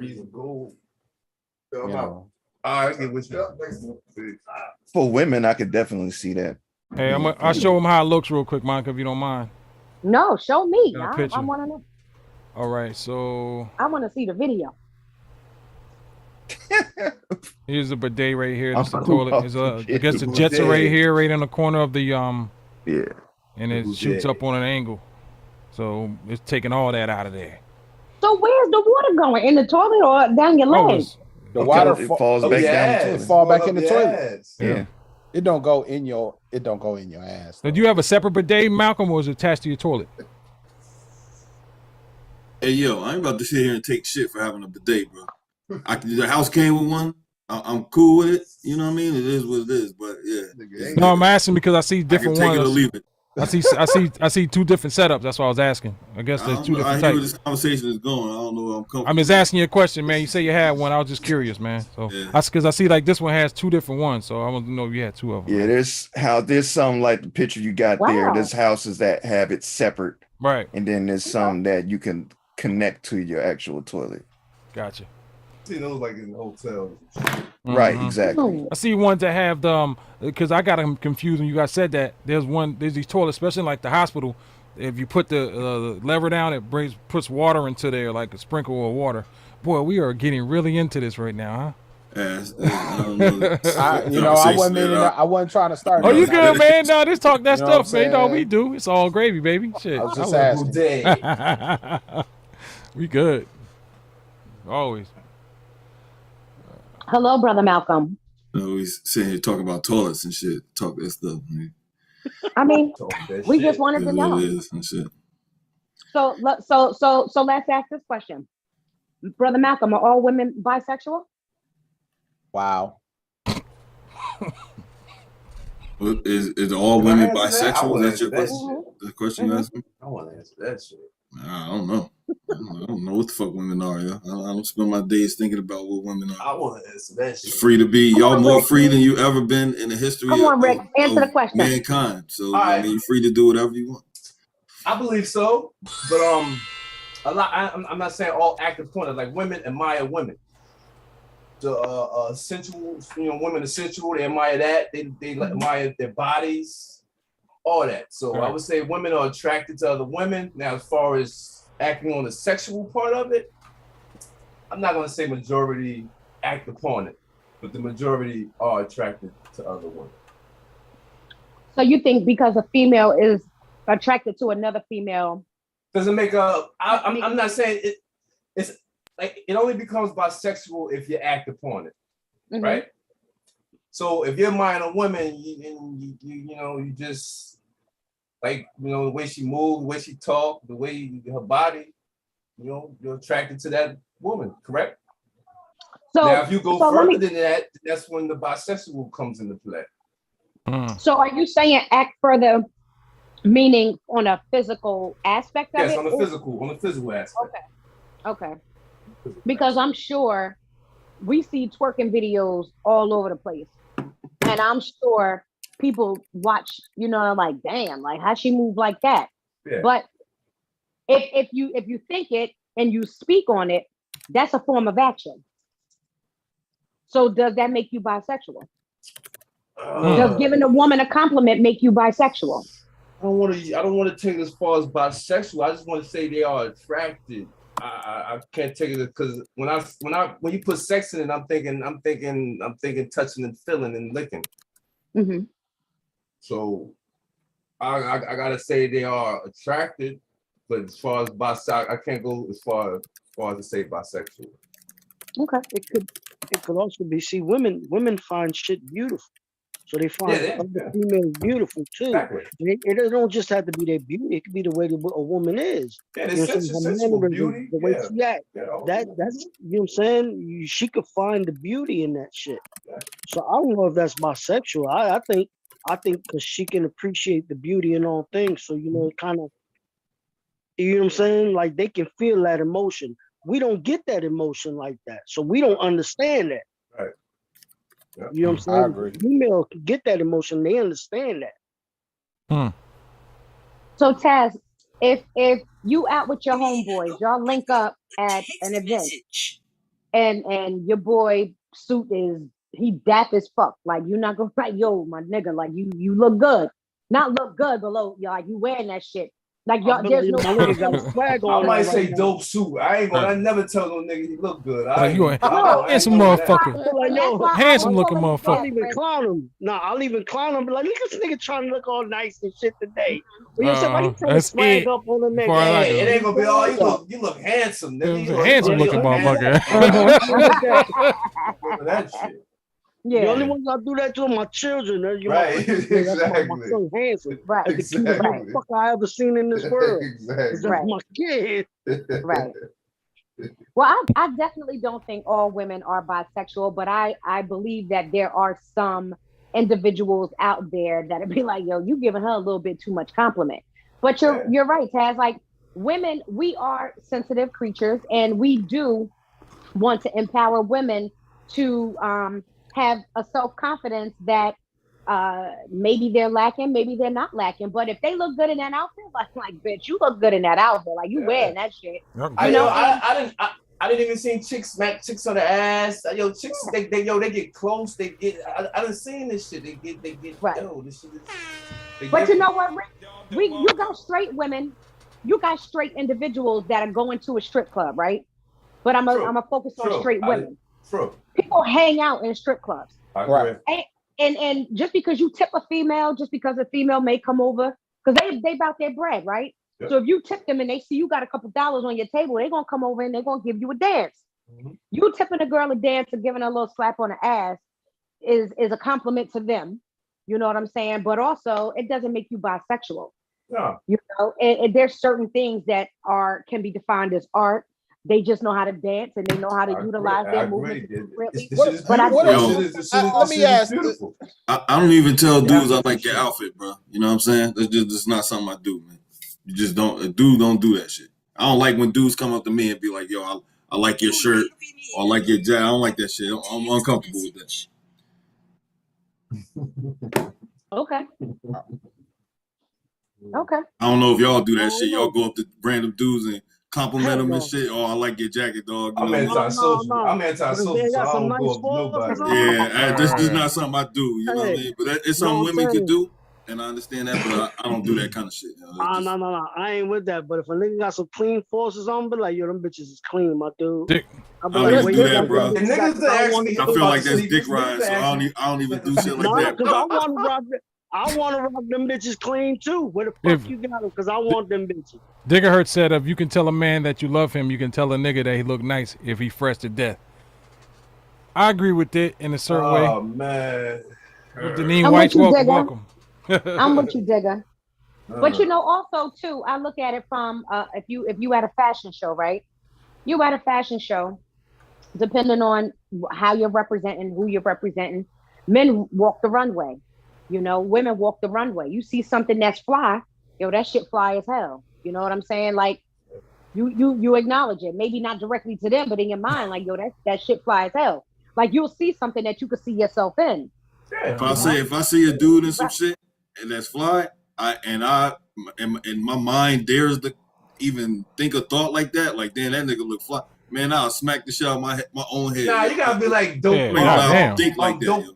Dope jacket, or dope Yeah, sneakers. man. You ain't gonna be like, yeah, All right, like, this nigga looking good. Try motherfuckers props, man. You ain't saying that shit. No, be like, I can't even think thoughts like that. Yeah, like, damn, that dude look good right there. Yeah, I can't even think no. Nah, you talking like You may not like use that, those man. words. You may not use those words. Oh, damn, that nigga fly. I don't That use mean that words nigga like gay. that, yo. I don't. That shit is not my vocabulary, yo. Nah, see, I don't think we mean it like that, bro. I think we taking it left. Cause like if I'm rocking with you got a clean shirt on, I'm like, yo, that's a clean shirt. Yeah, but my nigga, one of my niggas, okay, I can see that. Like, One of my niggas. yo, you show. That's But like do a a random thing. stranger, like somebody you don't even know. Oh no. Yeah, It's gotta be some real special type of, like, this motherfucker had like an old triple fat goose on or something I ain't seen in 20 years. I ain't gonna no stranger. Whatever. Or by all knowledge, I ain't gonna go up to him like he might motherfucking shoot me in the face. But what's up, man? I gotta see some like What's Oxford good? skin Air Force on, One Hurts? with a fit, go with it. And Well, be like, oh, that shit is fire. I got a thing. Hey, I wanted to elaborate on that. I'm sorry I'm late. I was kind of in the middle of some stuff, man. But I'm gonna say it like this. And I know, you know, within the Dirty Old Man Collective, we pause everything. I'm talking, you name it, we pause it. But at the age I'm at now, I'm comfortable as a man. I'm comfortable in my sexuality. So for me, because it's nothing for me to tell Wildbody I love him, because I love him. That's my brother. It's not a problem for me to tell Wallace I love him, because I genuinely love these dudes. So if it's funny, because when I saw Wildbody when he came down for the retreat, the nigga was dressed like me, but he was fresh. Like, hey man, you gotta start dressing like me, bro. Like, hey, I like them kicks. Or I like. Right. There's nothing wrong for me. For me as a man, there's nothing wrong for me to acknowledge somebody when they shining. Right. Because the same energy it takes me to say I love that brother, it takes lesser energy for me to compliment him and say he on his shit in his appearance. We supposed to do that. If a nigga shining, you acknowledge nigga when he shining. And if he at his worst, hey, you supposed to lift him up. So all that shit about niggas on some homosexual shit because you give a nigga a compliment, man. Niggas got to grow up out of this shit. I know I'm a nigga that pause. I pause everything that. I just ain't saying a nigga look good. That's it. I'm not saying you look good, nigga. Like I said, I'm probably not gonna say it. I'm probably not gonna say that. If a nigga styling, nigga, you look. If a nigga styling, I'm like, yo, that shit is dope. Right. That's all I'm saying. Like, yo, that shit is dope. Oh yeah, that's like RTO. RTO get a haircut like, man, this nigga That sexy motherfucker as hell RTO, over man. Man, shut up, nigga. Give the Dominican cuts, man. Nigga said sexy, nigga. Razor sharp. I mean, it's just like fucking it's just like what Fed said, nigga, I ain't calling another nigga delicious. Like right. But nigga, I mean, if you can't like all homies going to the club or whatever, and one of the homies looking fresher than ever. Oh, nigga, you out here looking clean as shit. Right. That's what's up. You know what? Get ins there. I heard y'all earlier talk about like Ricky said, like if a nigga got a bug in his nose, he letting him rock. Listen, bro. When I was a teenager, man, me and my crew used to go to the mall every Saturday to pick up, get numbers and shit, man. And one of my best friends, man, I love this dude, man. He would always do the booger check when we got to the mall. He never really checked on his appearance before we walked out. Me, I'm cleaning my nose. I'm making sure I got deodorant on. I got the smell good on, man. So I'm making sure before I leave the house, we take this check to the mall, I'm good. Exactly. He always waits to get to what we get into, and he want niggas to make sure he's straight. So I remember one time man, he had some shit in his nose. I got so tired of him, man. I was like, hey man, you good. And so he was talking to girls. Fucked up, nigga. You gonna let that nigga out here playing video games with like 3 book ass niggas. This was back in the day, man. Like here in Memphis, man. Like that's you had to make sure you had a couple of things before you went to the mall. You had to have some pen, some paper, right, some money to eat, or go to the movies or whatever. And you had to make sure that your appearance. Right, point, but I wasn't. Some gum, some banaka, something. Right, the way we roll, bro. We was some. I won't say we was some pretty boy niggas, but niggas was dressed up. We was prepped out. Right. You know what I'm saying? The dress code. You had to. When you was a fly nigga walking through the mall, everything had to be on point. You couldn't be slacking in no department, bro. So whenever he used to do that shit, I was like, man. Right, like you know what, nigga? In my other home was like, man, I get tired of this nigga. Every time we go to the mall, he always trying to have niggas look all up in his nose. I said, I'm gonna fix him this weekend. So we go this weekend, we're gonna fix him. And we laugh about that shit now, man. You know what I'm saying? Because it was foul, man. But those are growing pains, man. Yeah, but I love them dudes, man. Like every time I talk to them, I let them know how much I love them, man. Because the way that a lot of us are living here, man, in the age group that we're in, man, it's like, man, like them my dudes, man, them my brothers, man. Them dudes hurt, I'm hurt. Right. I love them dudes. So I never got on the phone with them dudes without telling them that I love them, because I genuinely love them. You know what I'm saying? And that's a good thing. I think that the original question was, do men think all women are bisexual? Because we are expressive, right? We do share, our feelings a little bit, more. I think bisexual only applies to if you're engaging in sexual acts. I don't think you have to be in the act of it right. Because a woman can compliment a woman on how good she looks all day and not have a sexual inclination to that woman. Right. You know what I'm saying? So do you think that a woman having the thought in her mind makes her bisexual, or she has to actually because of what that thought is. You have to engage, and when you put that thought into action, and you commit the act, okay, then but like in terms of like you just looking at somebody, you can give them a compliment, or you like, man, she's pretty or whatever. Until you act upon it, it's not that to me. Or you're having dreams about having oral relations with the female. Right. So dreams. That's not in your control. That's like a dream. That's what I'm saying, Rick. If a female is having thoughts, right, of being intimate with another woman, or if she's looking at there's tendencies there. Right. So the thought it might not. It may just end at a thought.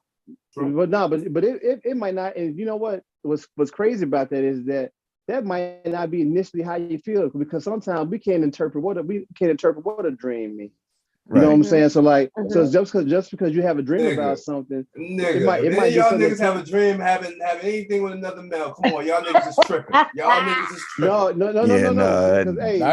Because if that happens to you, the first thing you gonna do is wake up out your sleep like, I'm killing myself. I'm killing myself. I need a shrink immediately, nigga. Hey, listen. What's up, bro? Hey, what happened to Rick? Got the chat. The chat's lighting up. What's going on with the chat? We got the chat lighting up real quick from the chat real quick. Let me start from the top. So man, Pablo's been let's see. Shout out to Janine White. Thanks for checking in. No. Pablo said stranger is different. Okay, shit, I mean I'm clean. He said shit, if I'm clean, I'm clean. Carrie Veals, right, what's Pablo. up? Welcome. He said so proud of my cousin Poochie. Hey, what's up, Kai? Go on Pablo, down in the sip. What's going on? Pablo said, if I was in the military over 20 years, at one point, I was cleaning uniform and got plenty of compliments. Clean. I know the feeling. That's right, Pablo. When you get your shit starched and your boots are spit shine, you can see your damn picture from it. Cortez Smith, welcome, my brother. He said, yo, it's literally about attraction. And Deneen White, so if I engage sexually one time, am I now considered bisexual? I don't think you are, but we'll talk about that in a minute, I guess. But again, you was engaged in DJ D man, what up? That's just like if somebody asked me, who was that? Was that Tank that said something about this very thing? Yeah, I think it was Tank. Was that Tank? You know what I'm about to say. He said something about sucking dick or something like that. Right. If you dip your ink in the inkwell, bro, hey, you got ink on the pen, man.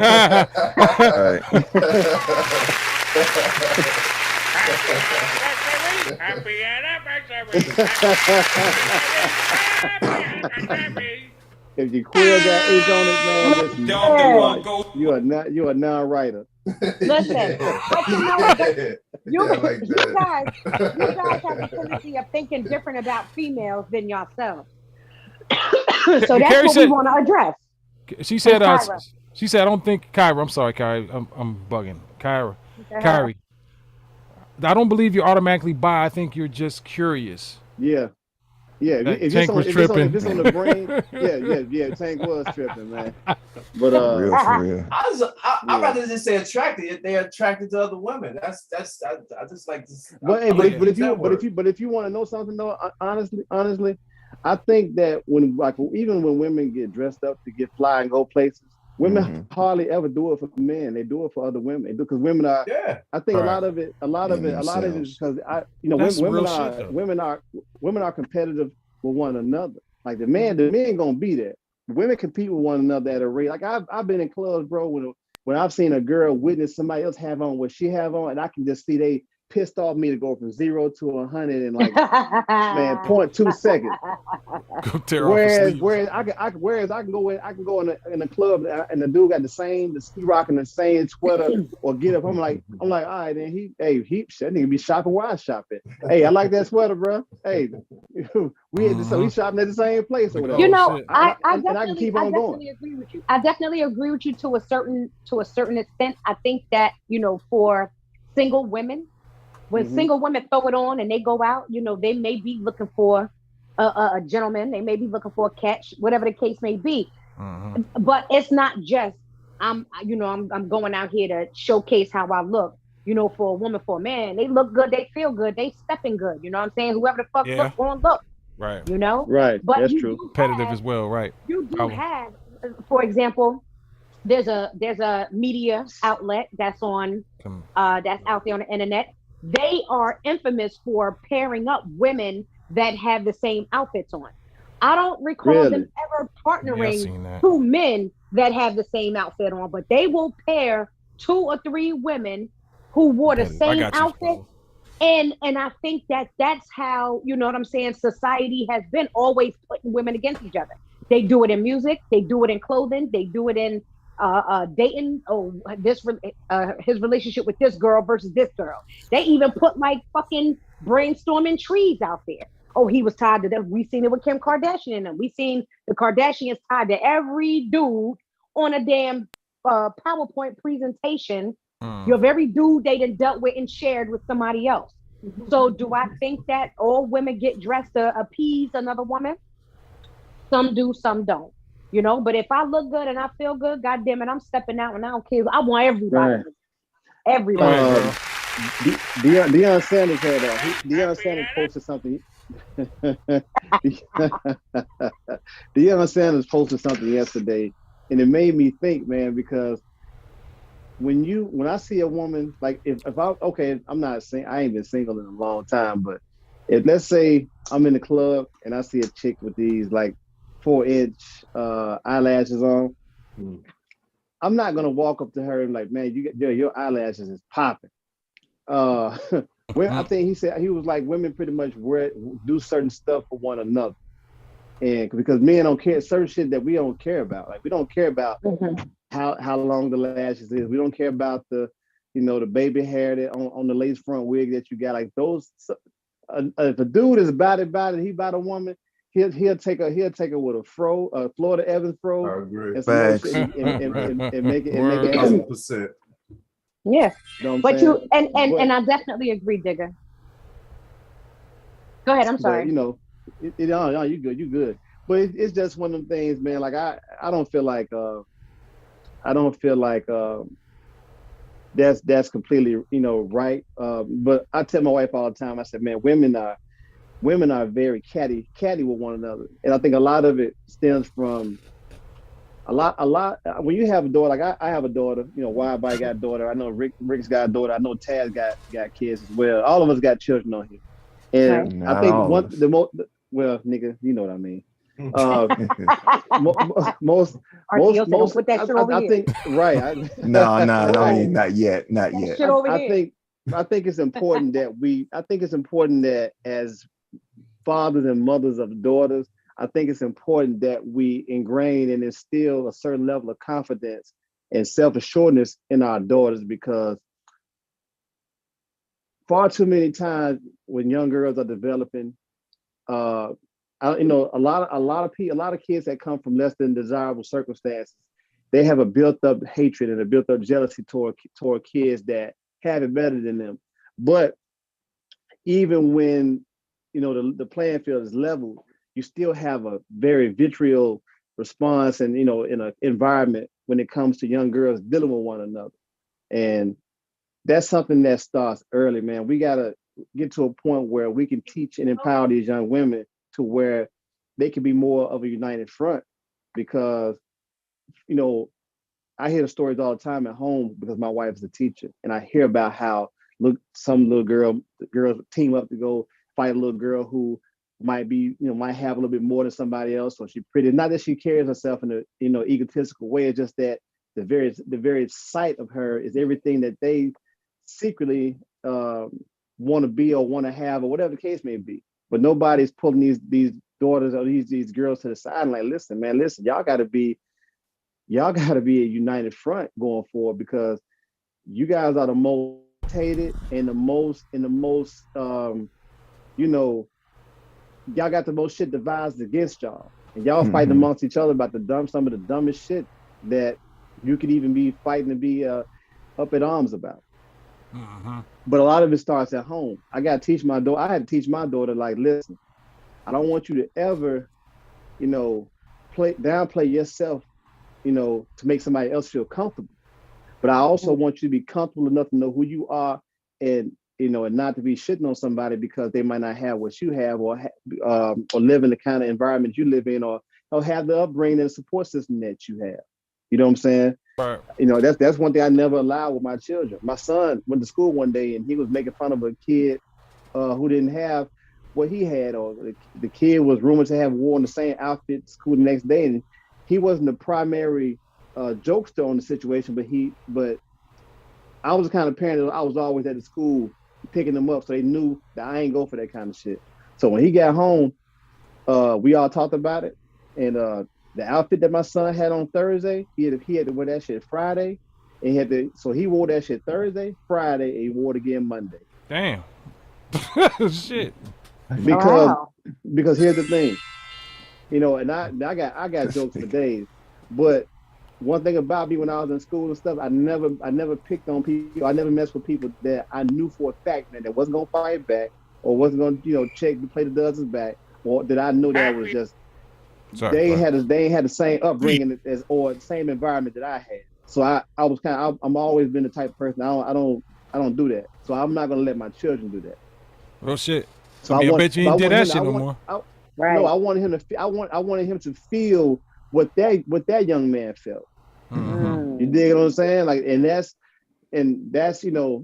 my wife thought it was. She thought I was being hard. I'm like, nah, you just take this too far. But my mother-in-law was like, no, he did right. You won't forget that. That's a teachable moment right there. Right. That's a good lesson. And you're not spanking them because they want you to remove yourself from spanking children, right? Right. That's a good teachable moment right there. And I bet you if I ask him right, bullying is big today too. Right.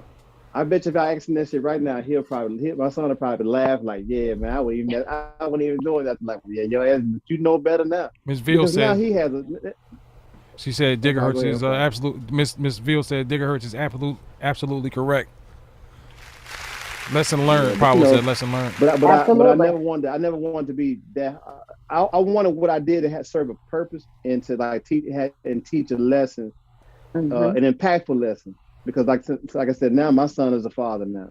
So now he the shit I've tried to teach him through the years, now he got to be able to bestow that or tweak it a little bit to his son now. Yo, they clapping for Hertz in the chat, bro. They got clapping emojis in there. Absolutely. Oh, he's good. I rock with that, Diggerhertz. That to me is definitely a valuable lesson to teach children how to not do certain things without physically putting your hands on that child. Like, oh, that's not. Oh yeah, because I wanted to choke him out when I first heard that shit because it made me so mad. I'm like, bro, like, what you doing? Right. And it's always kids that are kind of smart and kind of like kids that popular. Man, listen, don't do that because you don't come from that kind of environment. Now I might joke and do that kind of shit at home because I joke with my kids. Why about to tell you? I make fun of my kids every time I see them. Sound like somebody eating apples when you comb your hair. Right. My daughter was doing her hair one day. I said, I thought I was in here biting on apples in here. But they're used to that, and I do that so they when they get out in the world and people start playing the dozen, hey, you can do it right back. But it's just, but like I said earlier in the chat, man, like I think the hardest job I've ever had in my life was actually rearing a daughter, and I'm not doing it by myself. I didn't want to make it like I'm a single dad for shit, but it's just, man, it's like dealing with raising your daughter. Then you having to deal with the fact that at one point you were her age and you were a young man, and you know the deeds that you was out here doing, all of them one good deed. You know what I'm saying? So it's like you having to fight against that shit too. So but I think the more good shit you put in your children, you know what I'm saying? Like the more, like, you might not get it now, they might not get it now, but when they leave the nest, some of that shit come back to their remembrance, man. Because I do it all the time. My mom used to tell me certain shit, and I'd be like, damn, my mom told me about this. My mom told me I was gonna see this, or damn, mama one line, damn. So it's like at some point you pull from that resource when it's necessary. And hopefully, man, we're doing a lot of that with our kids so that they won't be a statistic out here or a victim out here. All right. Very informative. I mean, be so worried, but yeah. Nah, I think you were pretty good. Brother Wallace, you chiming in, or you just wanted to show your face? No, I'm just listening to Diggerhertz preach. When the word is spoken, you're supposed to sit in the pew and you're supposed to listen. I feel like Wallace is making fun of me on mute over there, man. Like, No, look no, at this no, not at all. Shit, y'all. I mean, what everything that you said was definitely important. Spot on. And Said and spot it on and like it mother. definitely right. It was an extension, from the original question. But going back to the original question of bisexuality, fellas, if your lady wanted to be intimate with another woman without you, would you allow that to occur? No, I think that's Conversation cheating. will have to happen. I mean, I'm not married, so I don't know. These people's questions gonna be different than my questions. They're gonna be way different than mine. The answer's gonna be way different than mine. Rick, you don't have to be married. If your lady wanted to be intimate with a woman, minus you, Yeah. would you allow it? Yeah, the conversation has to be had though. We can't just be she got out to on go. She got to go. spur of the She gotta moment go ahead type and be with shit. You feeling the chick and you think you can. Oh, hubby, by the way, last night All right. Yeah, nah, it can't be like You're that. scissoring. I can't have it. Oh my God, no, RTL, no. But I'm all for the conversation and be like, yo, but like I said, then I get a pass to get me some pussy. You getting some pussy? I'm getting me some pussy. If you know what? It's a Poseidon situation. We can come together, or we can do this apart. Right. If you're gonna do that though, you might as well go about your business then, because see, now, like I always tell people, man, it ain't nothing like an understanding. Now, if it's something that you're trying to do to, like, add some spice or whatever, and we had that conversation, and we get and more importantly, we got an understanding. Oh, it's all system go. Yeah. But that's a slippery slope within itself, man, because you know what I'm saying? Like we talked about earlier, like a woman know how a woman wants to feel off top. Yeah. You get too good, you might be losing leverage in a situation to where you're gonna end up man, dissolving what you got anyway. Okay. But so if you feel like that's the lane you want to go without me, man, you might well go ahead and dedicate your whole time. I like that. Yep. Nice. Like that. Because what you're doing is anytime you get upset, what you gonna do? You're gonna roll over there. And the more she listens going the way you want to in the house, you're gonna be seeking outward. I can't have that, especially if we're in a committed situation. Like, nah, fuck commitment. All that big word, commitment. Like I'm saying, if the conversation is had, I might, like I said, I gotta get the pass too. Like I can get, you gotta get something out of it. Yeah, pretty much. You're not gonna have me sitting at home waiting but for at that point though, what's it worth? What's the point? Because if you're seeking outward for something like that, that means we got to get down to the brass tacks of it, to where why you're not fulfilled in the situation that you're in now. Yeah. So it might not be that she's not fulfilled. Maybe she just want to experiment. She being greedy, like a nigga would do. Gotcha. I mean,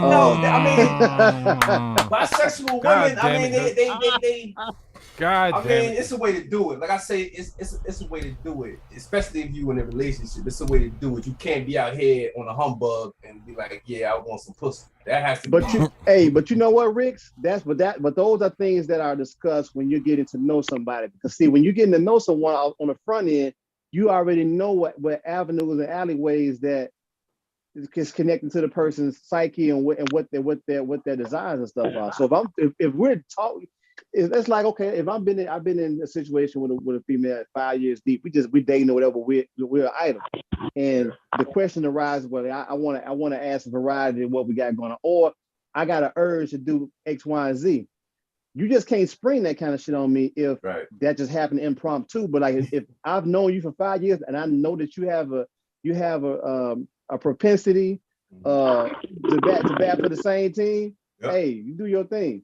Yep. But you can't just spring this shit on me, after 5 years, and it's like a surprise. You're like, wait a minute, well, this shit. So now I got questions.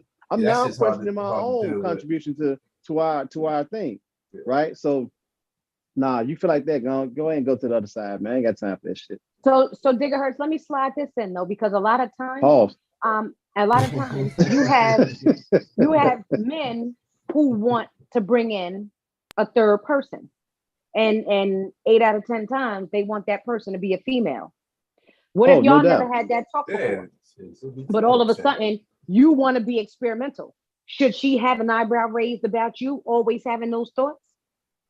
But you know what? She may want to should slide on the other side, and should. where did this come from? And she should, and that's why I said these are things that you know more than likely these are things that sometimes happen in the course of getting to know somebody, having conversation. Because I've had that conversation. My wife asked me that one time when we were dating, and she was asking me something like about what's my fantasy. I'm like, is this a fucking trick question? Like, I mean, let me answer this shit. Let me answer this shit with some candor and care, so I don't ruffle no feathers or whatever. And I can't really remember what I was saying, but I don't think whatever it was, whatever I told her at the time, which I know the type of person I've married, and I know that even if I thought like that or thought to where I wanted to do something like that, she ain't going for it because she got a moral. She stands on the morals and the principle. So, and that's not saying that, if she decides to do that, she's morally corrupt and all that good shit. I'm just saying that that's what she stands on, just being in this committed relationship and not having anything kind of derail it and entangle our situation. He said, real quick from the chat before they get away. Ms. Veal said, I keep messing your name up. I'm so sorry. Kyra. That's a conversation that definitely needs to be had. Also, Deneen Whites, good night, y'all. Good talk. Take care. Speaking of kids, got to get them ready for school. Gotcha. All right. Kyra said, back in the day, I probably would have had that conversation, but after 32 years of it, it's a hell no.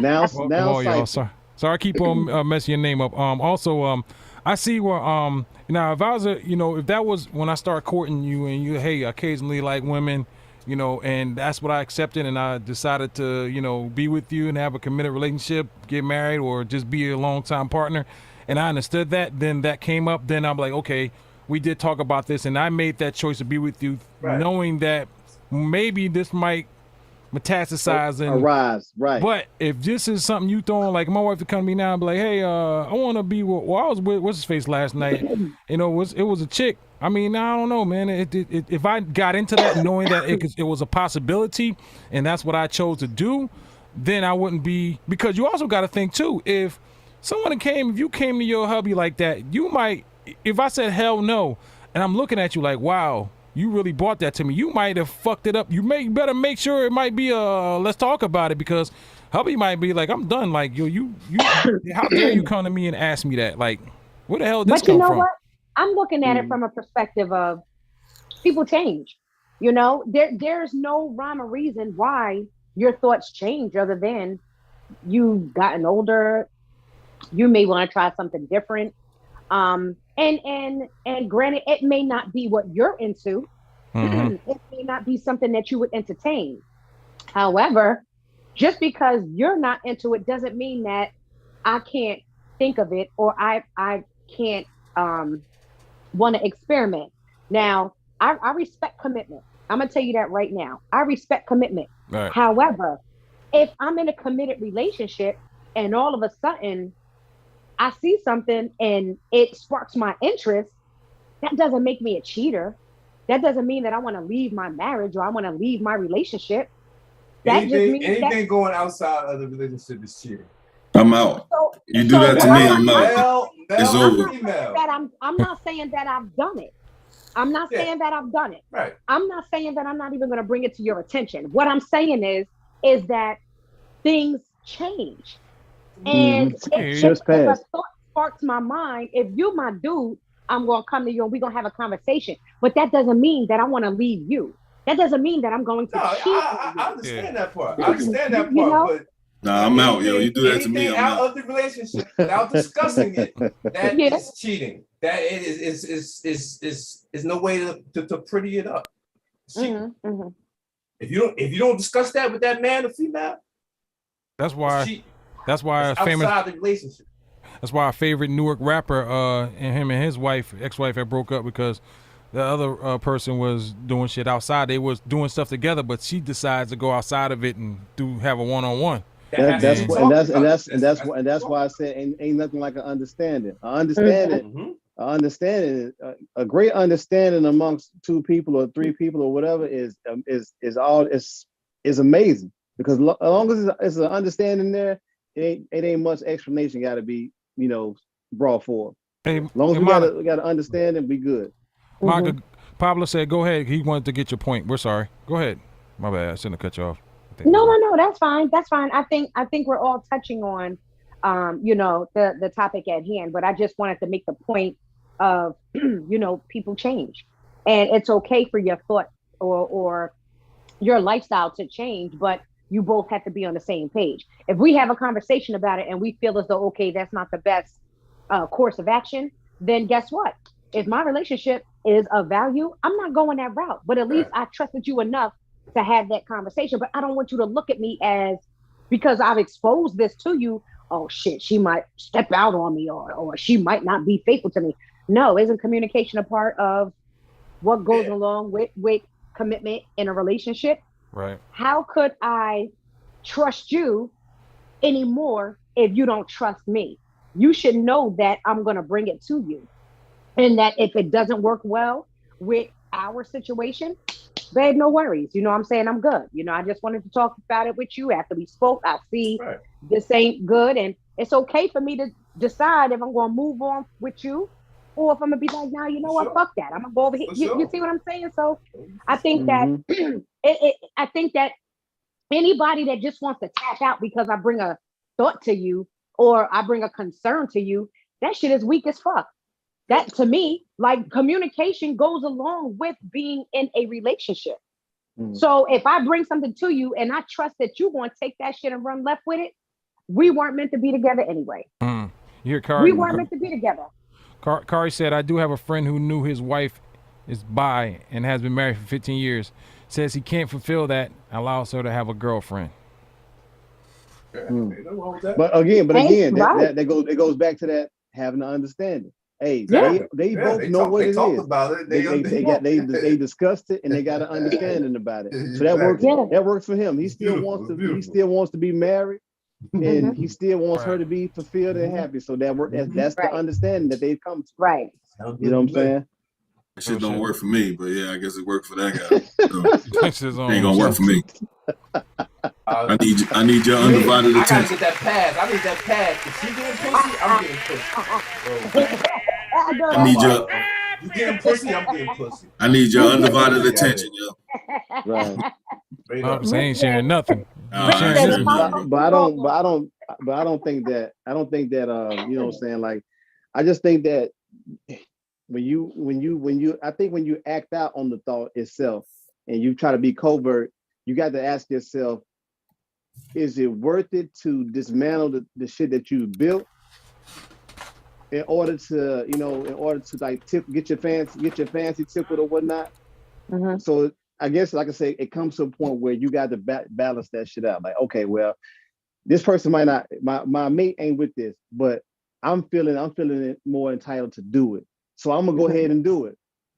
So at that point, it becomes a thing of, well, do I really want this thing so much that I'm willing to like decimate everything that I've built here just for that? You know what I'm saying? And I guess that's what I'm thinking. The terms I'm thinking about, because a lot of times, it's been said that women are way better cheaters than men. So I mean, women cheat more than men, but I don't know about the better part. And I'm an ex-cheater. I'm an ex-cheater, so I don't do that. Shout out to Rick for being ex-cheater, y'all. Real shit, though. I don't think that. I think the statistics say that women cheat just as much as guys. I don't think they say, but yeah. I don't know. Because women cheat with their minds first. That's my problem with it. Yeah, exactly. Yeah. If their mind is gone, then she's gone. I'm pretty much at the point with me. I'm not wasting time, man. If you come to me like, hey, I've been thinking about this, in my mind, that means you're already in your mind done did it. So I'm cutting my losses at that point. But that's what I was saying before. If you even bring that to someone, you could be putting your relationship in jeopardy, because how dare you even wow, like, you know, a lot of shit gonna go through a motherfucking mind. Like, is she damn? Well, if you think about it too, like, she could have just went ahead and did it, but she probably wouldn't have a clean conscience. She wanted to do it, but a woman that's into you, it gives you her undivided attention. When she starts having to divide her attention elsewhere, she ain't that into you no more, man. At that point, I say cut your losses. See, I learned about. I'm agree with you on that, Smooth. I'm with Smooth on that. On you get clap, Smooth. You get the clap. That's a true statement. Kari said that's a true statement as well. And Pablo also said, yeah. Go ahead. I'm sorry. Maybe Pablo, he said, yeah, we have to know when to hold them cards. It's just some stuff I'm not even going to bring up because I already know it won't fly. Kari said that's a true statement. Pablo said, I already know the energy that's going to come back. Right. So, yeah. So, man, you better make sure that before you make that jump, that it might be a possibility or, nah, not this time, or I can't believe you would come ask me some shit like that. Like, what the fuck? Why do you want to do that? Am I not good enough, or you know, you're lacking something? There's something I can work on, right? At that point, you asking questions like that, bro. You done already lost it. Right. Hey, Pablo said he also agrees with me on that one too. Pablo agrees with you as well. Malcolm, you got you one. But hey, them designs of the heart, boy. Right. Man, you can't let women dictate what their mind's gonna be on. You just can't let that shit happen. That shit doesn't work for relationship. If you're in a relationship, if you're just having sex or whatever, then it is what it is. You know what I mean? Her mind gonna wander. But if you're in a relationship with this woman, you cannot allow her mind to wander, bro. Because I'm telling you, man, it's just. Yeah. But how do you do that? Yeah, how do you keep it? Because you have to keep proving over and over to these women that you're better than them, yo. Only way that shit works. They have to understand that you are better than them, yo. Happy anniversary! Happy anniversary! You see, when they see that you're better, hold on, Malcolm. One second, y'all. The words expressed by Malcolm are not particularly the words expressed. Yeah, you Talk That Stuff podcast. You better start saying that shit down, man. You be like, Let's shut down. His choice, though. His choice. But you know what? I'm gonna say this though. When a man decides that he's gonna commit to a woman, and I mean he's gonna give a woman his all or whatnot, for that woman to bring something to the door, to the table after I didn't forsake all the other bras that was out here for you to hit me with this kind of shit. You like, damn, like, you know what it took for me, man, to like dispel all these hoes and get them off my job. Now you gonna do this shit? That's exactly what's happening, man. But you know that's exactly what's happening. But a lot of guys want a special accolade because they put all of these females to the side. No, ma'am. No. I do. I want an accolade. Hell yeah. I mean, no award. My word is the relationship. All men. What I'm saying is, you, a lot of guys want a special accolade because they said, I'm gonna put all of them to the side and I'm gonna just deal with this. He just wants your undivided attention, girl. That's all he wants. That's special. That's special. That's special, though. That's special. I want a trophy for that. Though you having me is the prize. So what comes with me? Me having your undivided attention. The process go both ways. Me having your undivided attention is the prize. I think we're both the prize because when you think about it, is that if you're in a situation, if you're in a marriage with a person, man, that brings something to the table, you bring something to the table. Like I was talking about the other night, we was talking about how, you know, in our society now, it's gotten to the point where, you know, it's about where women had a narrative of a real man do this, where you ain't no man if you don't do that. But the thing about it is that the man is only responsible for so much. If you're my wife, right? If you're my wife is my partner. She's my teammate. So that means she brings a certain level. She's my Pippen. I'm Jordan. She Pippen. And in some cases, she's Jordan. I'm Pippen. And then at the end of it all, we're gonna get these 6 rings.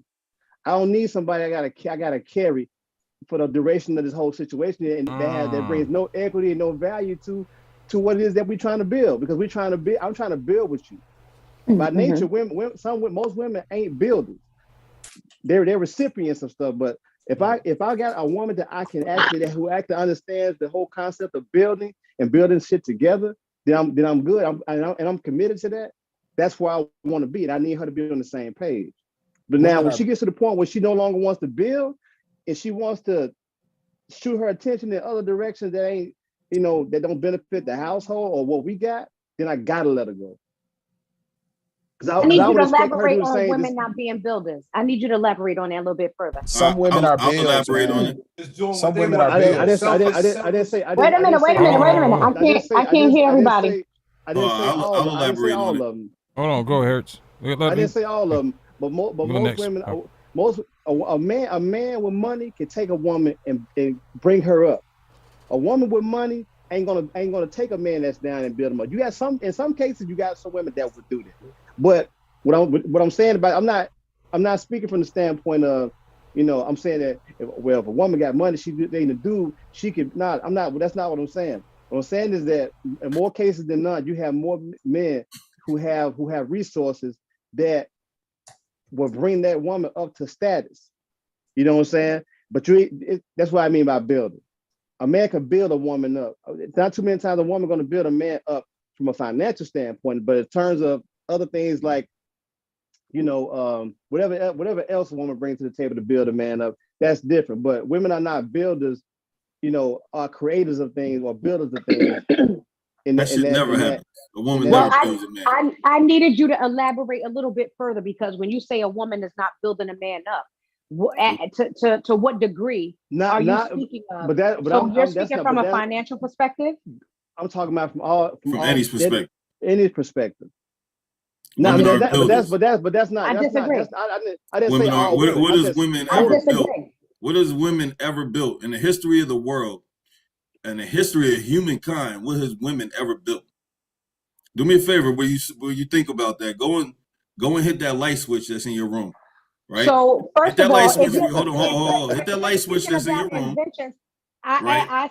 And tell me how that works. How did that room get the light in there the first time? Listen, how are we on a Zoom call right now? Gigahertz specifically, what was he? Because this was his point. Right. I wanted to know what he was speaking on. And I didn't say all women. Right. See, Malcolm just talked about all women, and I'm not even falling into that trap.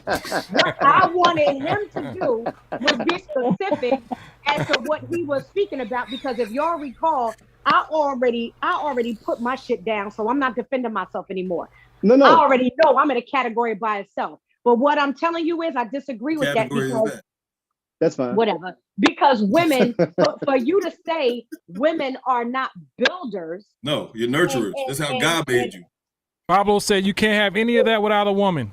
We bring life into the world. Exactly. I agree. That's not building. We brought you into the world. Yes, agree. So man and woman came together and built a human foundation. Like we built together. I don't call that building, but okay. All right. Right. It's not necessarily building. I get what you're saying. You got to have me pull out some lessons on you, my brother, and I know Let's go. I've been waiting for this. Join us next week for. Because I'm gonna tell you right now. Latoya Thompson said, "Get him, Moni." I've been waiting. Hold on. I'm gonna tell you right now. First of all, I'm not letting Brother Malcolm take me to that now. He always trying to get me to go there. No, I do disagree though. Gigahertz, I disagree, but I can picture what you're saying, and to a degree, I can see what you're speaking of. But women are builders, and that's just a natural thing. Women build a strong foundation for that house to stand firm on, while men are out there putting a different type of work out. Men built the house to begin with. You just came in there. Please. You just came in the house. Please. The nest was already built. There's a woman who put her hard hat on and she laying that foundation next to that man. Got you. Knock it off. I got you. That's kind of fact. Knock it off. Laying foundation. Knock it off. Right. Knock it off. Ain't tripping. My God. Hey, I took a poll in the chat. It said, "Get see me chat." They got 100% saying, "Hell yeah, get them." Yeah. We're in the poll right now. Hold it up. No, but you know, but that's not that. I don't want you to. And it's cool that we disagree. We ain't gonna agree on everything. But what I'm saying is like I look at you. I've been privy enough to have conversations in here with you and us talk and build, right? Yeah. Every woman don't share that mindset, and that's what I'm getting at. It ain't too many women. I can sit around and play the logic game with, because a woman don't deal with logic first. The woman deal with her emotions first, then logic afterwards. Reach. So that's what I'm saying. So like when I'm building with you, right? I'm building with you from a logical standpoint to where you get what I'm putting down. That's not mean that you're agreeing with everything that I'm putting down, but your intellect and your logic will allow you to see where I'm coming from and vice versa. Can I say this to you though? There's a lot of men that don't want women to fulfill those obligations because it takes away the masculinity from the relationship. Women shouldn't be taking away your masculinity. That's a man that's not secure. Hold on. Women shouldn't be taking away a man's Let her talk. Hold on. Hear me out. Because you have a lot of men who feel as though they are supposed to be that individual that builds and makes the foundation solid, and the woman, you know what I'm saying, comes in and do what she does to add to that foundation. Doesn't make her any less of a woman. She knows her position and he knows his. That doesn't mean that she's not valuable in the relationship because she's not the builder. You have men who want to look for a woman that can build him up in case some shit happens to him, that she can hold it the fuck down. You have that aspect where I mean, we can look at this all different ways now. We can look at this all ways, but I find it hard to believe that all women want a man or are not builders by nature. Seriously. You have some women that will fall back a little bit so that man could take his rightful position as a man, so that he can feel, you know what I'm saying, the power that is within him to be like, I built this for us. He's not looking at it from a selfish perspective. He's not even looking for his woman, you know what I'm saying, to do anything other than play, you know, her position or whatever that case may be. You know, you can't get mad at that. But you have strong women out here that will hold it down and will add value to your life, and that's going to build you up and make you better than. She is. But you're right. And as a man, we have to choose those women. You just can't rest on the fact that every woman is built that way. That's why you got to get to know people. We can't rest on the fact that every man is built that way either. However, exactly. However, a real woman is going to seek just like a real man is going to seek, depending on what they're seeking. D-Man said a woman can build self-esteem. No question, but more importantly though, they can tear it down like a motherfucker too. Right. They can tear it down. I don't know about building. Hey, you ain't even hurt, bro, until you've been hurt by a woman. Because a woman would put a wrecking ball through your shit. Yeah, and that's what's going on far too often in this country. Is just women is just taking wrecking balls to motherfucking men by disintegrating marriage, because a marriage already ends at a 50% rate, but between 70 and 80% of marriages that's dissolved are dissolved by women, by the I'm not happy anymore or the irreconcilable differences. Well, guess that what? means nothing. Let's look at that means absolutely nothing. What the fuck is that irreconcilable difference? Let's pull up statistics right now, because infidelity got to be top 5. Money. Irreconcilable differences is the number one reason for women filing marriage. By far, the number one reason. Tell me what the fuck does that mean? Exactly. Latoya, you got Zoom, Latoya? Thompson, you got Zoom? They changed their mind all of a sudden. They're not happy and shit. When you talk about irreconcilable differences from a legal perspective, that's one of the most harsh reasons for divorcing, so that you can. That's a way to escape accountability. It's a way to escape accountability, and I agree with you on there. But also when it comes down to dividing assets and who has to pay alimony or child support, or the case may be, they're a little bit more forgiving under that category. I'm just not with the marriage thing, man, because it just doesn't. There's no benefit to a man in this country. With the laws the way they are, there's no benefit to a man. So Listen, I seen an episode of Judge Judy where she slammed a woman for just being on her bullshit against her kid's father. She slammed her ass, and I was happy. That shit happens way too often. I mean, you need about 1 million Judge Judy's in this fucking. Yeah, she slammed her ass for playing her kid's father. No talking in my courthouse. All because he moved on with another woman, and she wanted to control how the kids, were in his life. And that shit. And how many times do you think that happens throughout the course of the shit? But I was proud to see that because you don't see it often. But I was proud to see that she handled her business in the courtroom based on that episode. And the girl she didn't want to admit that she was being an asshole. He moved on, leave him the fuck alone. Y'all got a court order. Right. Shit, I'm not gonna admit I was I'll admit I was an asshole. But But that's not reason to not see your kids and shit though. You know I don't like when they put oh man, I'm so blessed that never happened to me, man. I might kill a motherfucker. Hey, when it's all said and done, don't be mad at me, Monica. I just disagreed. That's I hope you're cool after this and all that good stuff. Hey, you got the chat buzzing, man. Latoya Thompson said you ain't gonna be jumping my girl. I said, nah, I got her. Come on, sister. Who said that? Latoya Thompson. She can come in here too. She can come get some too. Hey, I offered her the link. I offered the link. Hey, D-Man paused me. D-Man paused. Frankly, you ain't enough for me, Monica. You ain't enough. You need some backup. Let me tell you something. You need a little bit of backup. Let me tell you something. I am enough for you, which is why you've been tapping in and out of this damn thing all day. You ain't I had some business to take care of. Come on, I had something to take care of. You ain't had shit to take care of other than not wanting to face me, baby. And now you got that.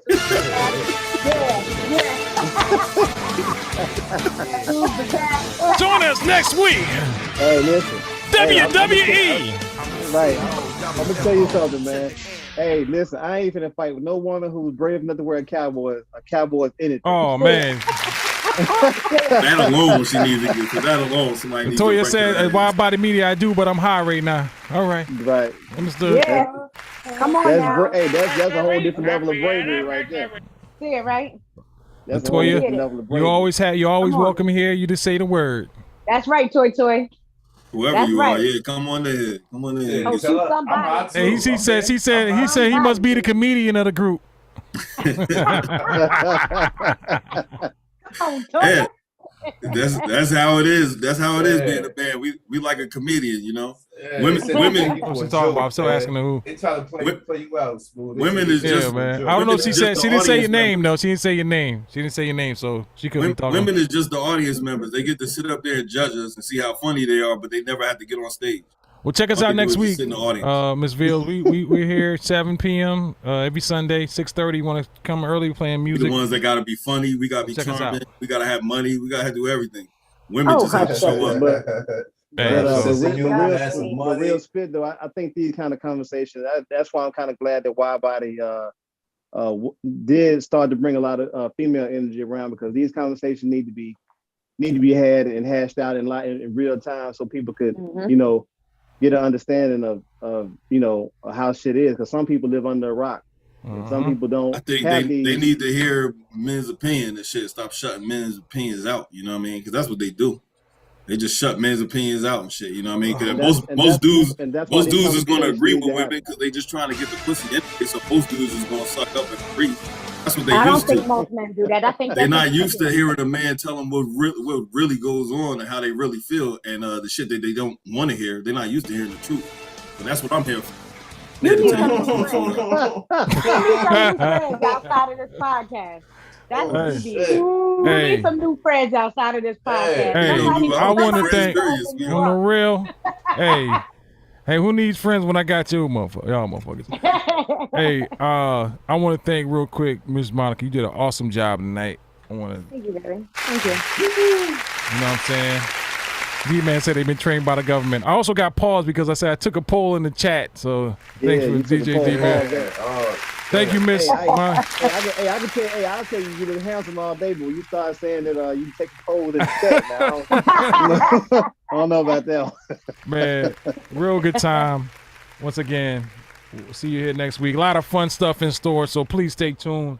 Well, this is not, we're just beginning. No conflict of interest. You know, we just moving straight ahead. Shameless plug. I'm sorry. Yeah.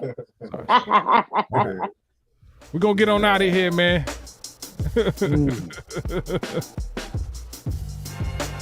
Once again, Miss Monica Donato, Gigahertz, Ricks, RTO, See Me Hustle, Tazuno, Mr. Wallace, Rod Wallace.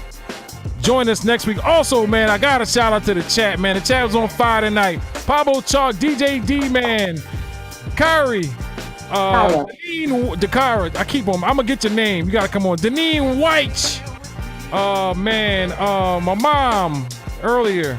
DJ D-Man, Donna Crawford, Latoya Thompson. Thank y'all so much for keeping the chat going. Once again, DJ Wild Body. This is the chat. This is Talk That Stuff 23. Join us next week for another edition of Talk That Stuff. I'd like to say peace on 3.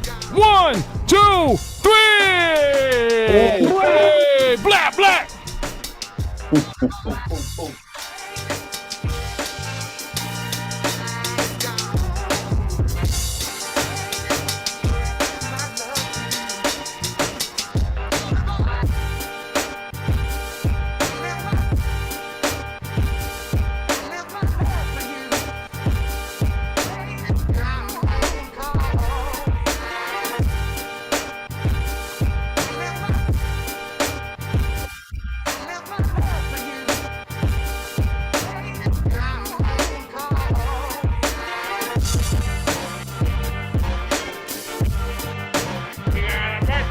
Happy anniversary.